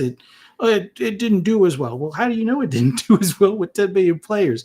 All right, maybe it didn't sell all those copies as 10 million players, but it sold enough of them, or enough people subscribed and play it in Game Pass, that it's warranting a third iteration as opposed to Days Gone, which Sony just decided to kind of kill off and turn the studio into didn't like the director, like the head of the studio, like get pissed off at Sony's like, we did better than Horizon and you're giving them a sequel and we can't even fucking get any money over here. Yep. Exactly. So it's just weird how, like you guys have been saying, Xbox gets discounted in these conversations, but anything from PlayStation, except for Concord, because they want to stay quiet on that one, gets championed on as being the latest greatest, and sometimes they're not as great. Like there are times where their titles may not be as good as the previous version or a following sequel. Like a lot of people would probably say Spider-Man 2 probably didn't hold their interest as much as Spider-Man 1 or the original Spider-Man, or even Miles Morales for that matter. But nobody wants to talk about how it costs, twice as much to make Spider-Man 2 and that they're not getting any DLC because it didn't sell as well. But hey, it's coming to PC in less than 15 months. Or the fact that they're trying to scam you in the next 5 years by making it a 3-part game. It's charging you $50 each time. Well, I think that the whole situation there is just constantly in flux. Like, I have no clue what they're going to do with that stuff. It's going to be interesting. Like, if any of them end up coming to Xbox as far as like PlayStation first party type games besides MLB The Show, I would put a bet on the Spider-Man franchise just because of the involvement from, license Disney holders and stuff like that. Yeah. But who knows, right? Like anything can happen. I think that they're trying to find their way going forward with evolving, and they've had some major missteps along the way, right? Like Concord, who knows how Fair Games will do. Marathon, they said they're not even ready to show yet, and that game was supposed to be next year, but they said, hey, it's going, right? Like, so they've had a really rough time evolving into this games of service. And the one game again that everybody was kind of discounting that we were hoping for was going to be good was Helldivers 2. Mm-hmm. Right? And it was one that it seemed like they had the least amount of faith or hope in. They didn't market it very well, like good. They just kind of like, hey, yeah, and there's Helldivers 2 inside our show, but like we're not really talking about it too much. Like they're promoting it, but like we're all like, hey, this Helldivers 1 was great. Helldivers 2 look good. It's awesome. They're launching on PC day and date. Looks original, looks fun. And that game was a success in a lot of ways, right? Mm-hmm. But then they came out with the ones that they thought was the future. Yeah, 100%. Then the game came out that they thought was their legitimate future. It was going to be their Star Wars, right? Like they saw this potential in that, and lasted 2 weeks. The future of PlayStation lasted 2 weeks. Let that sink in. Like overall, like that was their vision. That's what they had in their mindset of this is what we're going to be, right? Mm-hmm. And it was a disastrous failure. So we'll see how the rest of the games that were being made under that vision turn out. But they've had to make a huge shift. While Xbox already had been transitioning and making a shift by doing all these acquisitions, or Xbox has making all these acquisitions for years, adding to their portfolio, adding to the amount of games they can come out with. They've stuck by the day and date with Game Pass thing. So everybody that's in the service has things to look forward to. Anybody that owns a console has games to look forward to. Or if you play on PC, or also the cloud going forward in the future as well. Like wherever you want to buy or play your games, it's all part of the same ecosystem. And eventually, this is what PlayStation will do too. Because that's where the money is. That's where the money is. And that's what it just kind of eludes a lot of the conversations out. These are businesses. They're doing this to make money and make profit, right? The old ways of selling a box and selling games for that box are capped out, right? And what do the businesses need to do? They need to grow. So that they can do that in a couple ways. Monetization, which PlayStation's just now trying to figure out. Way behind the 8 ball on that too, right? And then access to your games. Because they're not going to be happy with the same group buying the same amount of consoles every generation. That's not how you grow your brand. So we'll see eventually what happens there, but I'll say Xbox is ahead of the game on that. Man, what a quarter we have looking forward to. Calling it the fourth quarter comeback, because for some reason everybody thought Xbox was down all year, right? But now you have, like a switch, people live in the here and now. people live in the here and now, right? So give it till January after the Game Awards, and the Xbox will be dead again. that's true. And then you'll see negative sentiment about Avowed, which will be the next game. You'll have a lot of the conversations. It doesn't look like graphically realistic or something like that, or the animations or whatever. They'll come up with some stuff, right? To discount the kind of game that it actually is. But overall, I'm super excited about the future, and I'm glad that for most part, everybody here has been pretty level-headed throughout this entire year on like what's to come and stuff. So it's interesting seeing the conversations flip from some of the other people again. But hey, come along for the ride. Enjoy the games, everybody. They're here, right? Shout out to the chat. Thanks everybody for watching this episode. XUP, we're on what episode 204. Yeah, we've been away for a while, but thank you all for being here again. Appreciate it. Now there is another game that is actually, I got to be honest,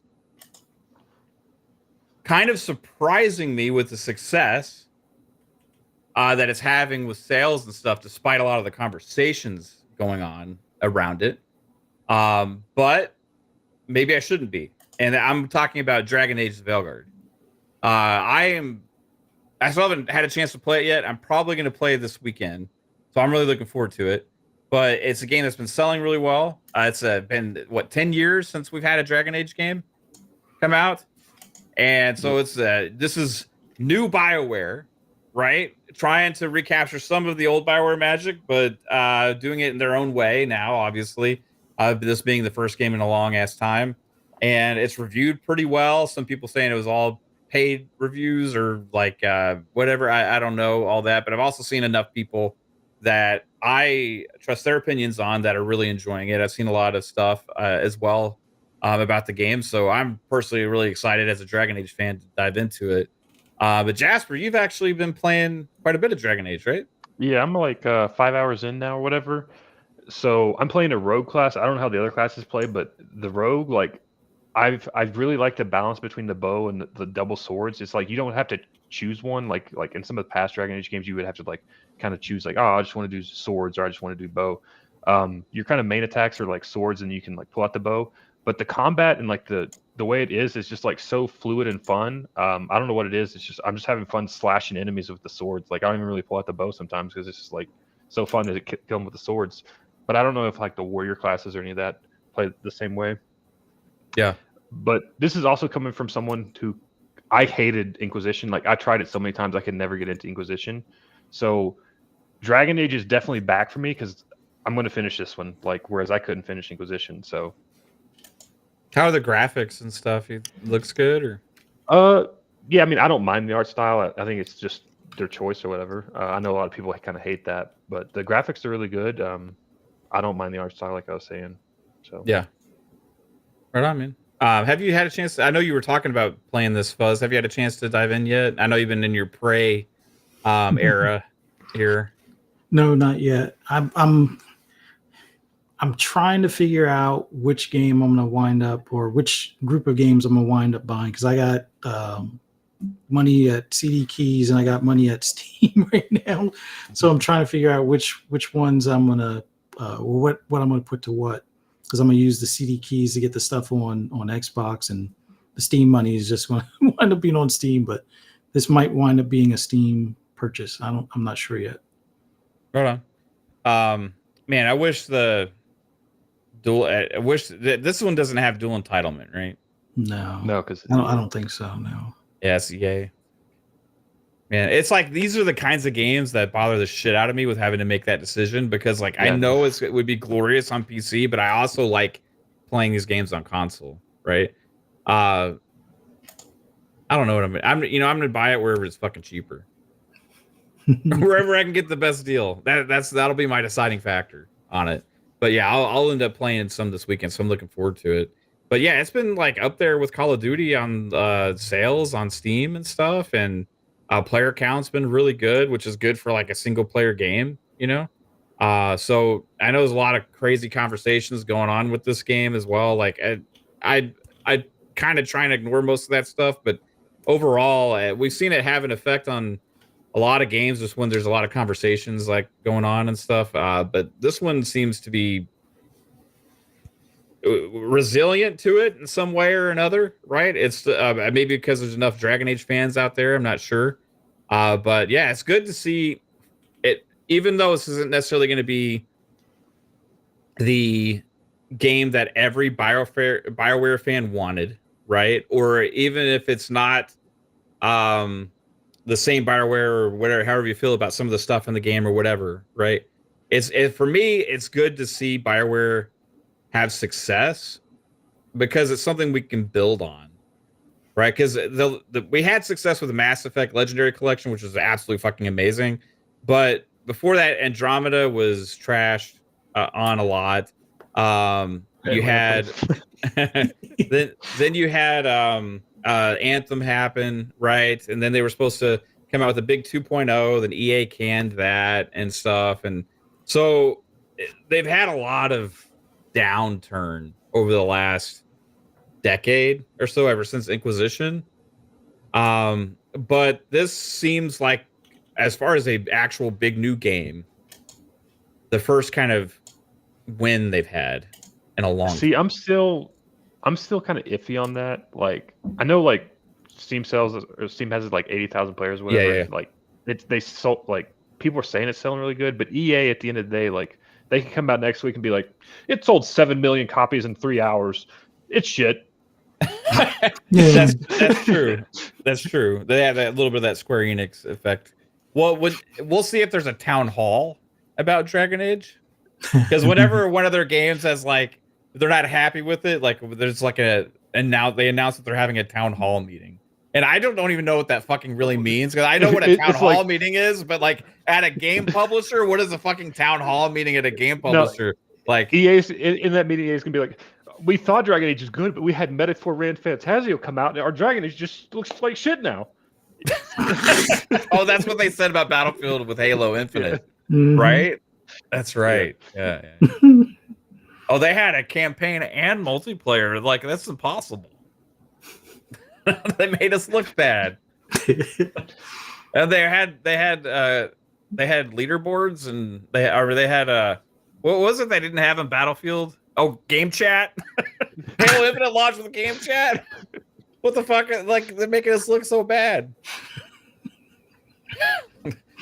Like, yeah. Anyway, Pong, you're sitting out this Dragon Age, right? Oh yeah, flat out. Yep, zero interest. Again, I didn't think it was going to flop. Like some people, again, was going to claim to be. Again, this is the discourse you're going to have nowadays. Dragon Age has already been known for a lot of the discourse that's around it. Right. Dragon Age has had that for a while. Yeah. So that's why I think it's insulated, because the fan base that's there already expects that from Dragon Age in a lot of ways, even if they did turn that stuff up a notch this time, which they definitely did. But I think that's part of it. The other part, like I said in our DMs, is the fact that it's been 10 years, that it does have a rabid fan base. I've said I do believe that some of the people out here praising it are being extremely generous, over generous with how good it actually is. I've watched a ton of gameplay now. Went through both positive, negative reviews, but I've also been watching a lot of people play it while I'm at work as well. So I get, just like I did with The Last of Us 2, which I never had any intention of playing because I hated the story. So I've gone and watched it. It definitely, none of the characters appeal to me at all. I think they're all not well written. I think it's very poorly written. I think it's very... Again, for a Dragon Age, like a high school wrote it. It does, and that was my big problem with Andromeda too. Outside of the technical stuff, and again, they didn't learn anything from Andromeda, right? Mm-hmm. And this has been my biggest fear. I grew up, I was an adult already, obviously, but I'm just saying I grew up with peak BioWare.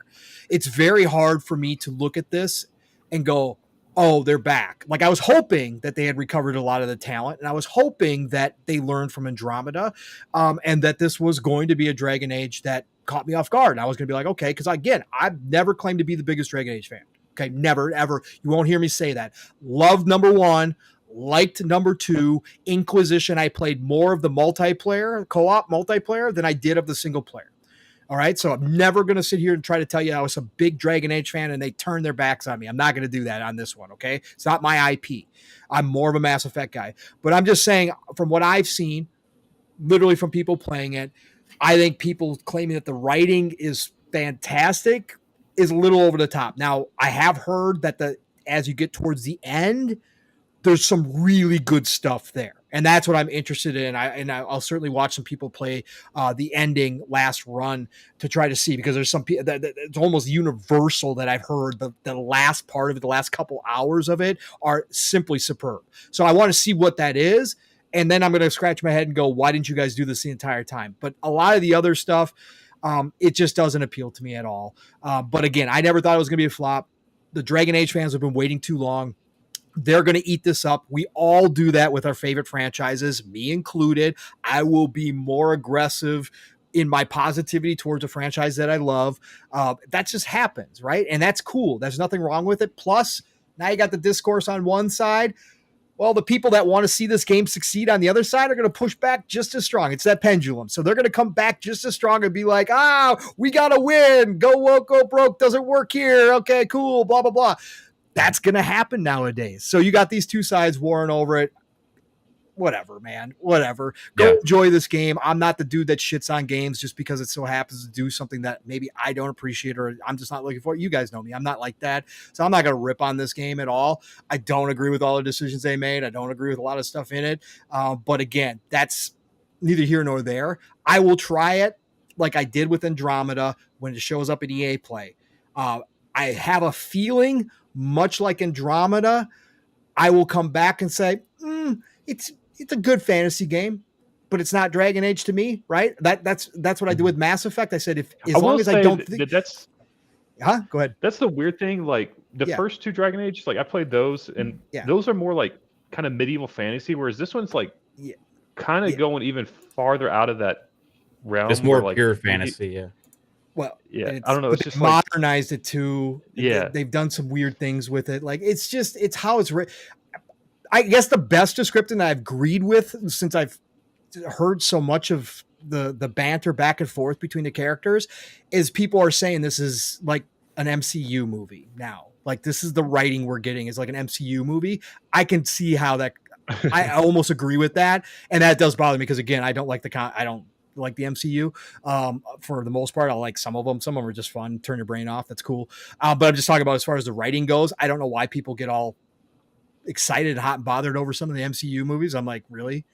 This is not the greatest writing in the world, but okay. The writing, no, is definitely not. Who do claim that like some of the Avengers movies are really actually good written movies, and I'm like, really? There's like you can pick apart scenes. It's like, oh, that was good and stuff, you know. Sure. But I'm just saying, I understand why people are saying that, and that fits to me what's going on here compared to the first. Like Jasper was saying, the first Dragon Age for sure.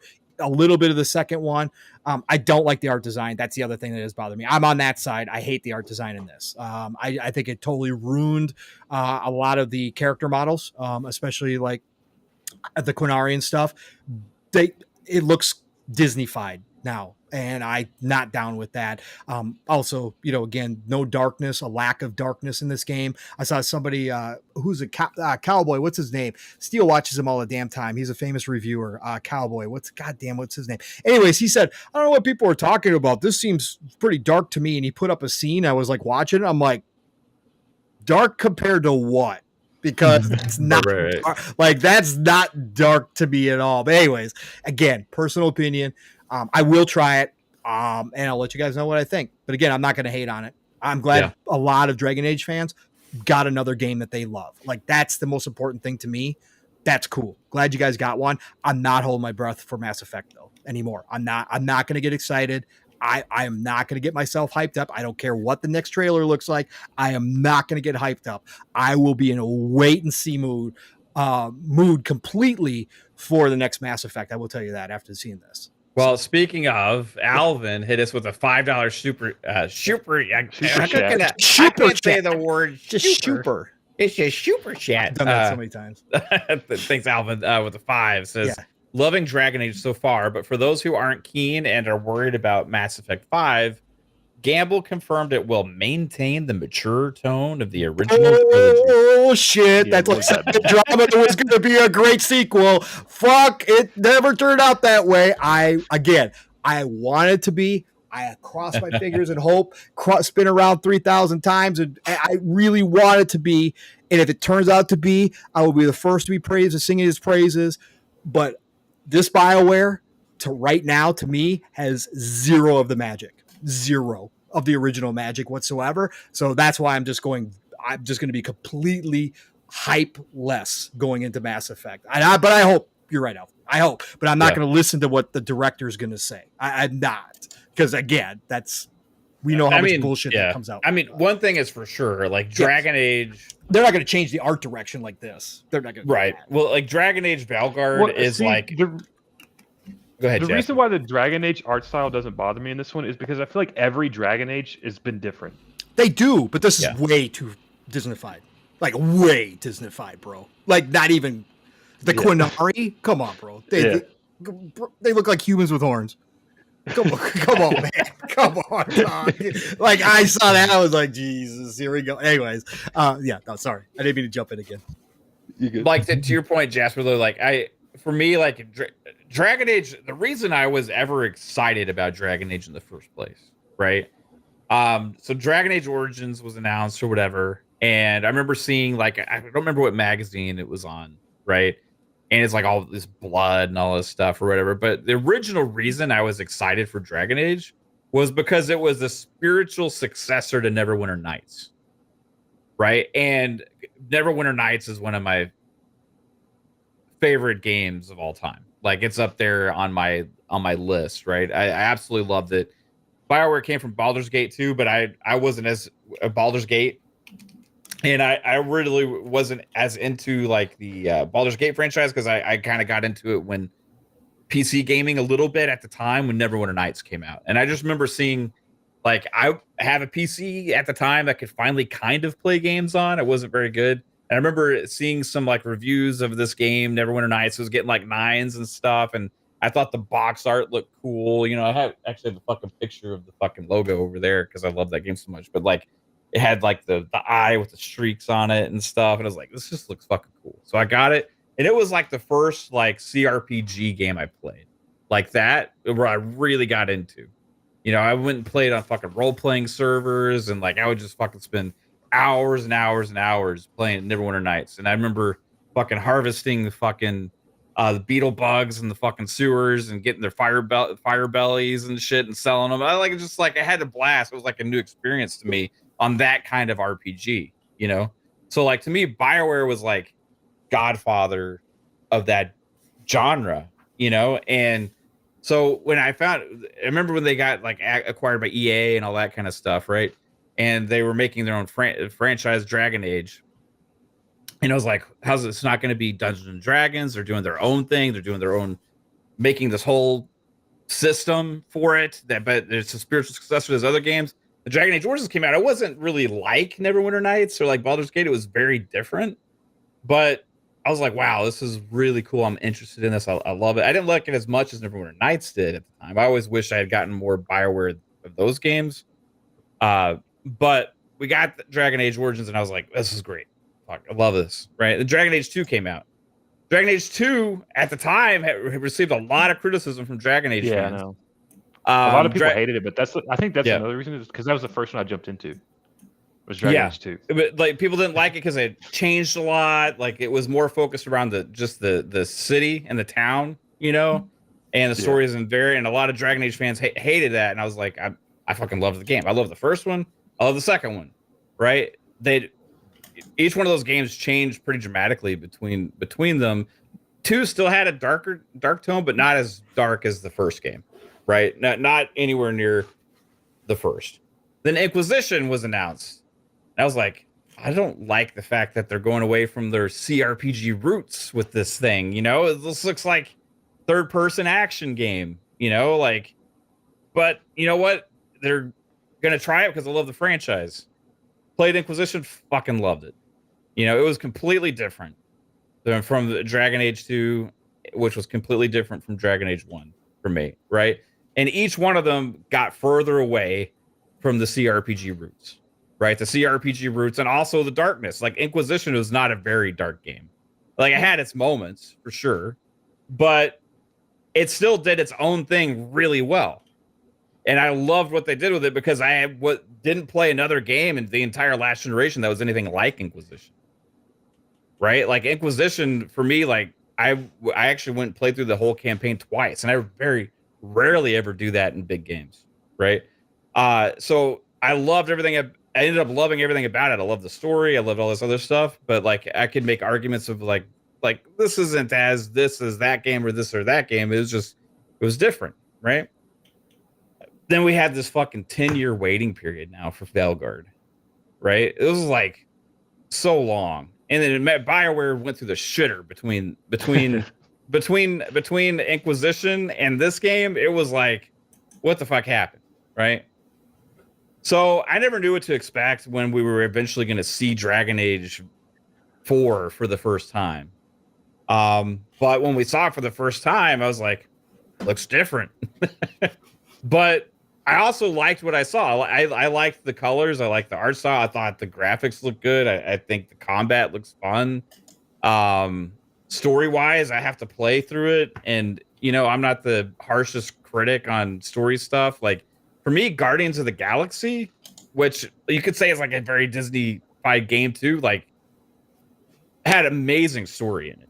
Like, and that obviously a different team, you know, like, but like that game, the kind of similar art style in some ways to Veilguard, just with the color scheme and all that kind of stuff. And like, I know that's another complaint, like the story of this game is like, whereas I've missed Inquisition because I hated it, I never played it. A lot of the story I feel like kind of comes from Inquisition, from what I can gather.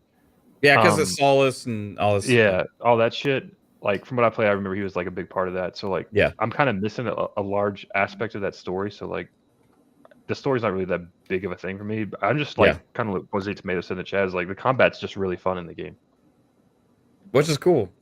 But for me, I'm just looking forward to this to be whatever this is in its own Dragon Age form of this game. I just hope I enjoy it. And from what I've seen so far, I have no reason to think I won't, right? Is it very different than the original? Yeah. Is it even different than the roots of Bioware with back to Neverwinter Nights and Baldur's Gate 3? Like, I'll tell you, my dream game is if like they fucking like went all out and made like a Baldur's Gate 3 level like fucking Neverwinter Nights game in today's day and age. Like, that would be like, hey, I'm all on board. But I don't think Bioware's even fucking capable of doing it. But this new Bioware's maybe capable of making whatever this form of Dragon Age is, and I want to play it and see what it is and judge it for what it is, and hopefully I enjoy it. Right? So we'll see. We will see. So far, it's doing pretty good. I don't know, like Jasper said, maybe EA comes out and like, epic failure for us. Oh, we gotta close Bioware. You know, but no, I don't know. It seems like it's doing okay. It got enough praise. It's going to be fine. The other point that OCD just brought up too, and I totally forgot to mention that too, was part of the whole thing too was that Inquisition did win Game of the Year. I mean, even though people knew it wasn't peak Bioware, like even close to it, that's how much people really loved Dragon Age. Like, even if people go back now and admit that Inquisition wasn't as good as maybe advertised back then, it still won tons of Game of the Year awards. Like, it was, that's why it's so insulated. That's why it's still having success right now. Now, whether or not this one has legs, we'll find out. A lot of people did say, and I'll be interested to hear Jasper once he gets further into the game. A lot of people did say that the combat started out fun, but then 20 hours in, 30 hours in, when you're doing the same combos because you don't need to use any of the skills to kill the guys, that's when people said the combat started falling apart. So I can't wait to see what you guys have to say that actually do play it. So, but yeah, it's always interesting. Like I see a lot of the discourse and I see people that I know their opinions. Like okay, they're having fun with it, but like generally, like it's I know exactly like what looks fun to me, you know, and what doesn't. But I think a lot of influence happens from the community to majority, to a lot of people, whether they like think something's interesting or not. But I'm curious how I'll react to this game after playing, because I've literally tried. I've seen some things that people have said, but I'm trying not to like really read too much or like see too much, because like I don't want it to like be in my mind even when I'm playing this game. You know what I mean? Like I just want to play the game, and because it looks awesome to me, right? But it's discourse is hard to avoid sometimes, man. Fuck, this shit is everywhere. Well, especially when you got to do this. I mean, you're kind of in the community, yeah, right? 100%. Talk about this stuff, right? So it's tough. Yeah, no, for sure. Like back in the day, like I would have just probably like before podcasting and all this other stuff, I probably would have just like checked meta and said, "Oh, cool, so like 80 something, great." And, like bought the game and like, "Oh, this is fucking awesome," and don't care to tell anybody. I'm just enjoying the game, like but it's weird how like the whole fucking community, like podcasting and social media and all that stuff, just kind of changes all of that, right? But anyway, it's interesting. We have to share our feedback and our views on games. Well, let me tell you a secret, everybody. This is something that I don't know if you know. This is a secret that maybe many podcasters won't tell you. Okay? I'm just a fucking person that plays video games, and your opinion is equal value to mine. Shocking. Fucking shocker. Right. Yeah. And everybody here, we're all just people that play video games. Right. Anyway. Anyway, just public service announcement. Okay. Like so many people care. Like I see the reason I say that, oh, this person said he didn't like it because of this or whatever, and it's like, who the fuck cares what this person has to say about fucking like what they like or not? Does it mean that I have to share the same feeling? Like, no, it doesn't. We're all fucking just people. Everybody in the chat, you could have your own fucking podcast if you want to and talk about games. Do it. Awesome. It's fun. Anyway. Dragon Age. 80, what's it, 83? 84? Mm-hmm. I think. Something like that. And that's around the same, so it's like Starfield level reviews, right? But man, that's bad because Starfield was such a shit game, right? If you ask IGN, yeah. No, I'm just kidding. Did you hear me earlier, Pong? I was telling people how like Kate's starting to get triggered by people when they shit on Shattered Space. No, I did not hear that. When they say like she's Shattered like shattered. Did I say Shattered Space? What did I say? Did I say Shattered Space? No, you didn't. You said it right. You said Oh, it. okay. He's messing with All right. Anyway, I was just messing. I was like, did I say? Did my space the shitter? Is that what people are calling it? Shitter's full. space. Yeah, like I never like see her. Like she actually got fired up. I was talking. She was like, "Yeah, I was just playing Shattered Space, Starfield," and I was like, "Oh yeah, cool." And she's like, "I don't fucking understand people."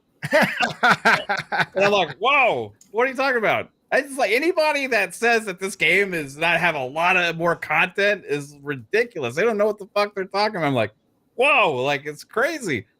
Like she's all in. She's a God Howard believer, bro. This is beautiful. Oh yeah, she was like, this game, this fucking expansion has so much content. I can't believe it. Like she is like, I think this could be her favorite game of all time. Right at this point. Come on, surpassing GTA. There ain't no way. GTA. I don't know. I gotta GTA ask her. Online. No, come on. I've never seen her talk about a game like fucking Starfield. Yeah, but nobody really shits on GTA, so like she's not gonna get upset That's about true. it. You know what I'm saying? So, but yeah. But Yeah, if there's she no actually, prostitutes I will be interested to see if she actually hops into the next Elder Scrolls and enjoys it in the fantasy setting. That will be a true telltale. Yeah. Should I boot up Skyrim for her and say play this? It's old, bro. I wouldn't. I mean, there's a compare Avowed's coming out. Yeah, but Avowed's totally Obsidian and it's smaller. Yeah, it's gonna have that Obsidian it's not that open, like exploratory as much as Bethesda does, which is what she loves, right? She loves going around and collecting all the shit and doing all that kind of stuff. I don't know. Skyrim's pretty old, bro. She might not jive with Skyrim. You can try it. I want her to just create a character to see if she makes a Khajiit or what the fuck she. Well, I mean, yeah. You can download it on the PC and upload like 1,500 mods like Steel, and it's a completely different fucking game. Yeah, he was playing a Souls game. It wasn't even Skyrim anymore, but he claims it was. I'm like, I don't know. Yeah, I was watching his gameplay. I'm like, what game are you playing? Steel? I mean, like he's like Skyrim. I'm like, that's not fucking Skyrim. This is some Souls game. Do you think she'd have a better chance in Fallout though? Not Fallout, probably. Fallout 4 for sure. Fallout 4 probably more to see. I'm just super curious if the high fantasy side of that will appeal to her because the new Elder Scrolls will have a lot of what they learned from Starfield with the upgraded engine. It's just going to feel a lot different than Skyrim did. But Fallout 4 is probably a little bit closer to Starfield. She might enjoy that. She might be afraid of the rad roaches and stuff. Yeah. It's total dystopian future, so it's bad. Yeah, I guess there's actually more like fighting you kind of have to do in Fallout. Yeah. Mm-hmm. Yeah. There is. Man. But she could still build on a base, and she could still do all that, collect shit, and do all that kind of stuff. Yeah. Fallout 4. Well, I'll install it for her, just see what happens. Story-wise, she might really get into it. Elder Scrolls is Skyrim, babe. She said Skyrim looks nerdy as fuck. ES looks nerdy too. That shows she's a true Bethesda fan now. Oh, love you. Give me a lot of credit here. Okay, let's try them. Let's try them before you dismiss them. All right, man. Please. But the new Elder Scrolls would be cool. But yes, it isn't nerdy, of course. It's got elves. It's got all this shit in it, right? Of course. Yeah. I wonder if she'd like Fable. Ooh, that's a good question too. The new Fable, she might. Also, talking Fable, about nerdy, Starfield has a gravity jump drive in it. What the you talking about? It's true. She just thinks it looks cool because it's spacey and modern, right? So it's different. She ignores the Star Trek-y stuff, Jasper, that we love. You know what I'm saying? It's true.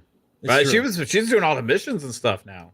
Yeah, which is dope. That's what I'm saying. I think she's actually a Bethesda fan. So even if it's a high fantasy, she might. Even if she doesn't know that Skyrim is Elder Scrolls, she's still a Bethesda. That's okay. That doesn't matter. The amount of time she put into Starfield as a first-time Bethesda player is truly off the charts impressive. It is what we did, Mav, when we first found Morrowind or Oblivion, whichever one, and that grabbed us like that, right? That she.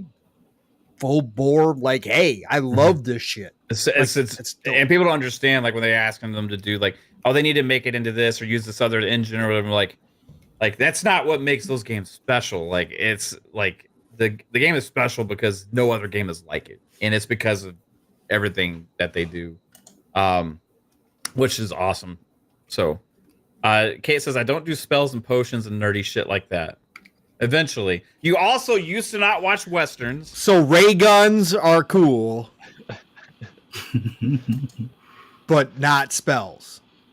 Come on. I'm gonna shoot you with my ray gun. Right. Exactly. Spacesuits are cool, but you're not gonna wear some robes or some armor. Okay. I'll make her play Dragon Age, the Veilguard. Oh Jesus. She'll be doing lots of spells with that. You should have her at least help you create your character so you have something decent looking at least. You trying to criticize my character making skills? Kind of, Mav. Kind of. A little bit. Would you rather make them blonde instead of brunette, or like what's going on, Pong? No. I've got plenty of brunettes. I got redheads. I got blondes. I got them all. Yeah, I don't think it's the hair color, Mav. It's not the hair color, Mav. What did I do wrong? Your facial features just have Caitlin help you out. My facial features? Yeah, have Caitlin help you out. I mean, I'm not going to say it's like 3-bit level of when he tried to recreate you in Unreal Engine. You came out of an It made me into Mr. Miyagi. Yeah. Revised edition wasn't much better either. Yeah. And did you see on the intro for Pixelated Echoes? I look like an Irish lumberjack. You do, but it's I love it. passable. But it's passable. Yeah. It is compared to the Unreal Engine version. I'm glad he didn't throw that in there. Yeah. Shout out to 3-bit. Shout out to 3-bit. Kate has 24 days and 18 hours in Starfield. It's freaking crazy. Oh wow, it's crazy. It's almost as much as Fuzzy has in Gran Turismo and Forza. probably. And 23 of those days are just setting up her house. So that's impressive. Probably more. Probably more. You gotta go search for the right coffee mug to put on the counter. It takes her so long to find Oh it. yeah, that's a real thing. Yeah. She collects like random shit and finds stuff, but she'll like go past something. I'm like, that's really fucking cool thing to pick up. But like she'll go past like the cool guns and like space suits that have all the fucking best gear and shit, and go pick up like a fucking Did she snow just globe. come back to her house and just like dump trash in the floor and sort through it? Yeah, dude, she posted videos. Like she unloads and it's just like a fucking explosion of shit everywhere into the fucking house. And then I was like, she's got to go through it, and then she'll go through and she'll place everything in its place and stuff. And at first, when the game came out, she didn't know how to like lock it in place. So like every time like she would reload the game, you would just see everything fall into the spot of where she placed it. And like it was like always like misplaced or like floating or all this other shit. That now she knows how to like put it there with the editor and stuff. Nice. Anyway, it's just fun seeing her get that into a game like that, But another one, maybe Stalker 2. Maybe she would like that. No? Way too difficult, probably. She might get really frustrated with the survival aspects of it. Yeah, having to eat and shit, or yeah, and you don't have a eat, lot of you don't ammo. shit. You don't have a lot of ammo. You gotta conserve ammo. You can't just blow. You just can't just shoot everything a billion times. Like there's moments where you're gonna have to run, so you're not gonna be able to fight. So, yeah, I mean, she's down for everything. Like you said, she didn't like Western movies.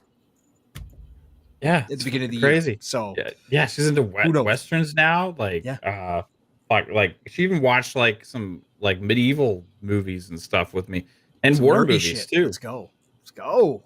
Like she's like all into all that stuff now. Nice. It's crazy. Anyway, anything else happened interesting this week, guys? I've been kind of out of touch. I've just been like playing games and playing Call of Duty and Metaphor. Yeah, I've been on Twitter all week. So I don't know. Yeah, just a lot. It happens when there's a lot of games to play, right? Well, we already talked about some of the closures on the other side, right? Yeah. You guys talked about Shame. the revenue being up, which is great, which you're not supposed to talk about, but that's up. Yeah. So did you hear that, Pong? We're not supposed to talk about the numbers of course, for Xbox, but of course. these are from the same people that always said Xbox was going to die. Yeah, no, it doesn't matter. So it doesn't matter. Yeah. Just making sure we're all on the same page. Numbers don't matter. Game Pass success doesn't matter. All that matters is the games, right? Mm-hmm. Well, good thing we got lots of shit coming out soon. Anyway, but yeah, it was a fun show tonight, guys. Thanks for everybody for being here. And chat, you guys were awesome, very engaged. I love seeing everybody talk in the chat and joke around with us and have fun. Thanks for everybody being here. Kate says, thanks for the Kate segment. No problem. Maybe we'll make that a once a month thing. What's Kate been doing in She only gets Starfield? once a month. Well, it's Kate. You can't give her like she gets other things once every a other month, show. so why not do that?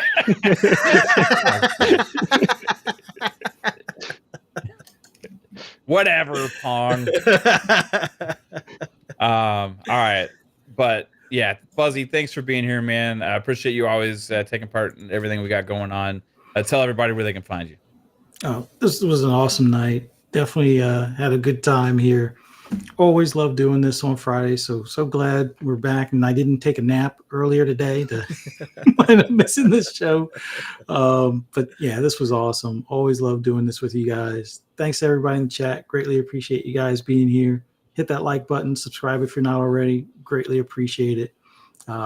If you want to hear my rambles and rants on anything gaming related or horror related, follow me on the app formerly known as Twitter at fuzzy_Belvedere. You can see links for Fright Night with Ferocious Fee did earlier today. Talked about the movie Trap. Had some fun with that. And then tomorrow, Shop Podcast, 9 p.m. Eastern Standard Time tonight with two of the fine gentlemen that are on here. Mav is a special guest. Pong, myself, and PTK Blam will be on there tomorrow night. And then Sunday, Pixelated Echoes. Unless 3-Bit's still busy doing a lot of stuff. He's been a pretty busy guy lately. But hope to do Pixelated Echoes this Sunday at 8 p.m. Eastern Standard Time. And then you can find me also on Xbox Lunch Break Special, 12 noon on Double Barrel Gaming with Mr. Boomstick. And I Love Coffee is going to be a new member on there. So definitely check us out at 12 noon on Monday. And then later that evening, FSP right here, same channel, 9 p.m. Eastern Time on Monday. Hope to see all of you all that's in the chat there as well. Thanks again. Thanks, Fuzz. And if Jasper doesn't run out of hotspot, maybe he'll be back. But where can everybody find you, bro? Lord Jasper Twitter, all that fun stuff. But yeah, I'm in an undisclosed location in Colorado now. It's not really undisclosed, I could say, but I just don't want to. Are you in the new Area 51 mountain base? That would be dope. No. I forget which one that one's called. What is that one called? You're thinking Cheyenne Mountain. Am I thinking Cheyenne? Okay. Yeah, I can't remember what the base actually was, though. But anyways, sorry. What's going on there, but yeah, that's can't talk about it. Anyway, I don't know. Who the hell knows? Have a good night. It was fun. I like doing these shows. I'm out. Yeah, it's good having you back, man. It's really good having you back.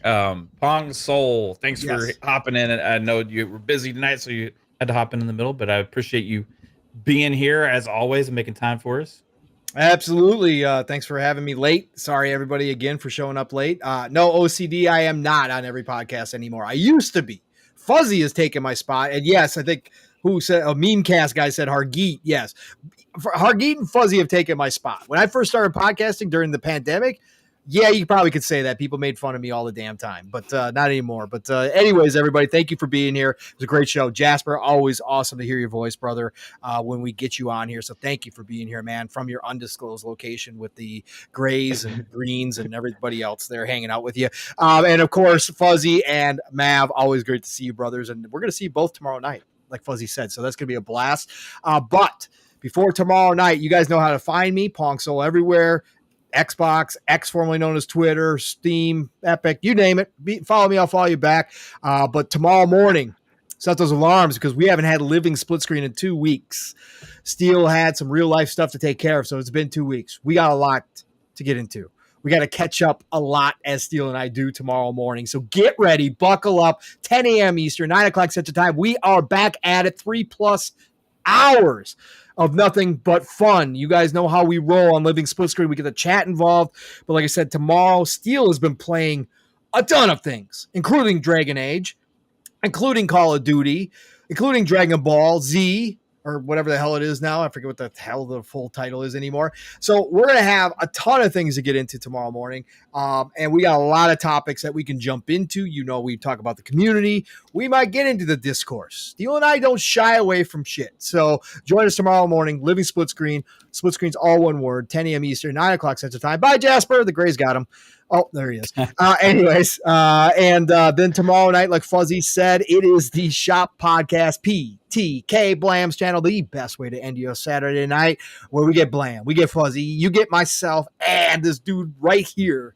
Once again, the Mav is going to be on. So we're going to have a great time tomorrow night. The best way to end your Saturday night. Have us on in the background while you're playing those gamos. And then, of course, next week it starts all over again. Tuesdays, Double Barrel Games is the channel. Boomstick is the man.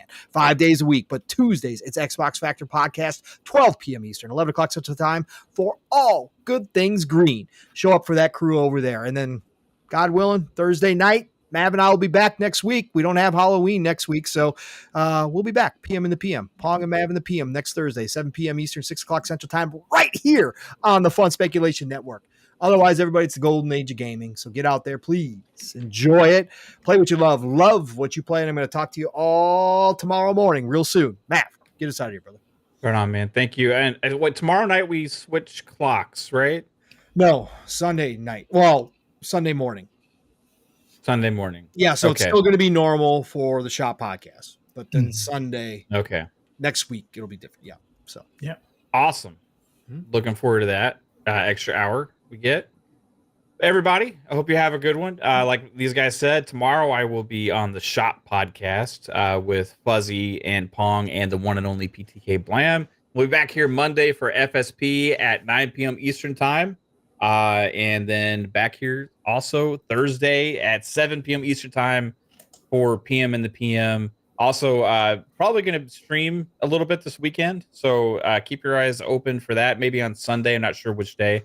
But I got a game I want to try out on stream for the first time. Plus also maybe some Dragon Age or Call of Duty or whatever else we have time for. But I hope you all have a good one. Thanks for being here. You all are amazing.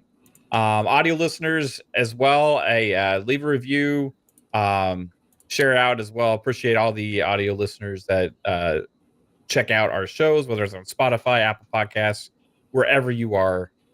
Thank you so much. And I gotta find the outro. I'm always losing my shit. Hey, here. by the way, before you hit that outro button, all you PC players go. Most of you already know, if you are a PC player, how to check out all the bundles. But Fanatical just put up a new bundle for Movember, and for $11.99, you get 16 games. Well, not really 16 games because there's one DLC for that World War I game. But anyways, 15 games.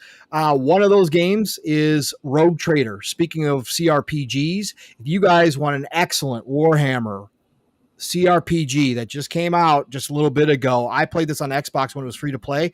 Rogue Trader is freaking awesome. I played for like 5 hours on the free to play weekend. This is a great game. So $11.99 gets you that, plus the gunks in there, Steam World's in there, Chivalry's in there, Panzer Corps 2 is in there, Hello Neighbors in there, a bunch of stuff. So $11.99, but the Warhammer Rogue Trader headlines that. So it's a good deal. Anyways, get us out of here, man. Yep. Awesome. Take advantage of the deals, everybody. Peace. Always.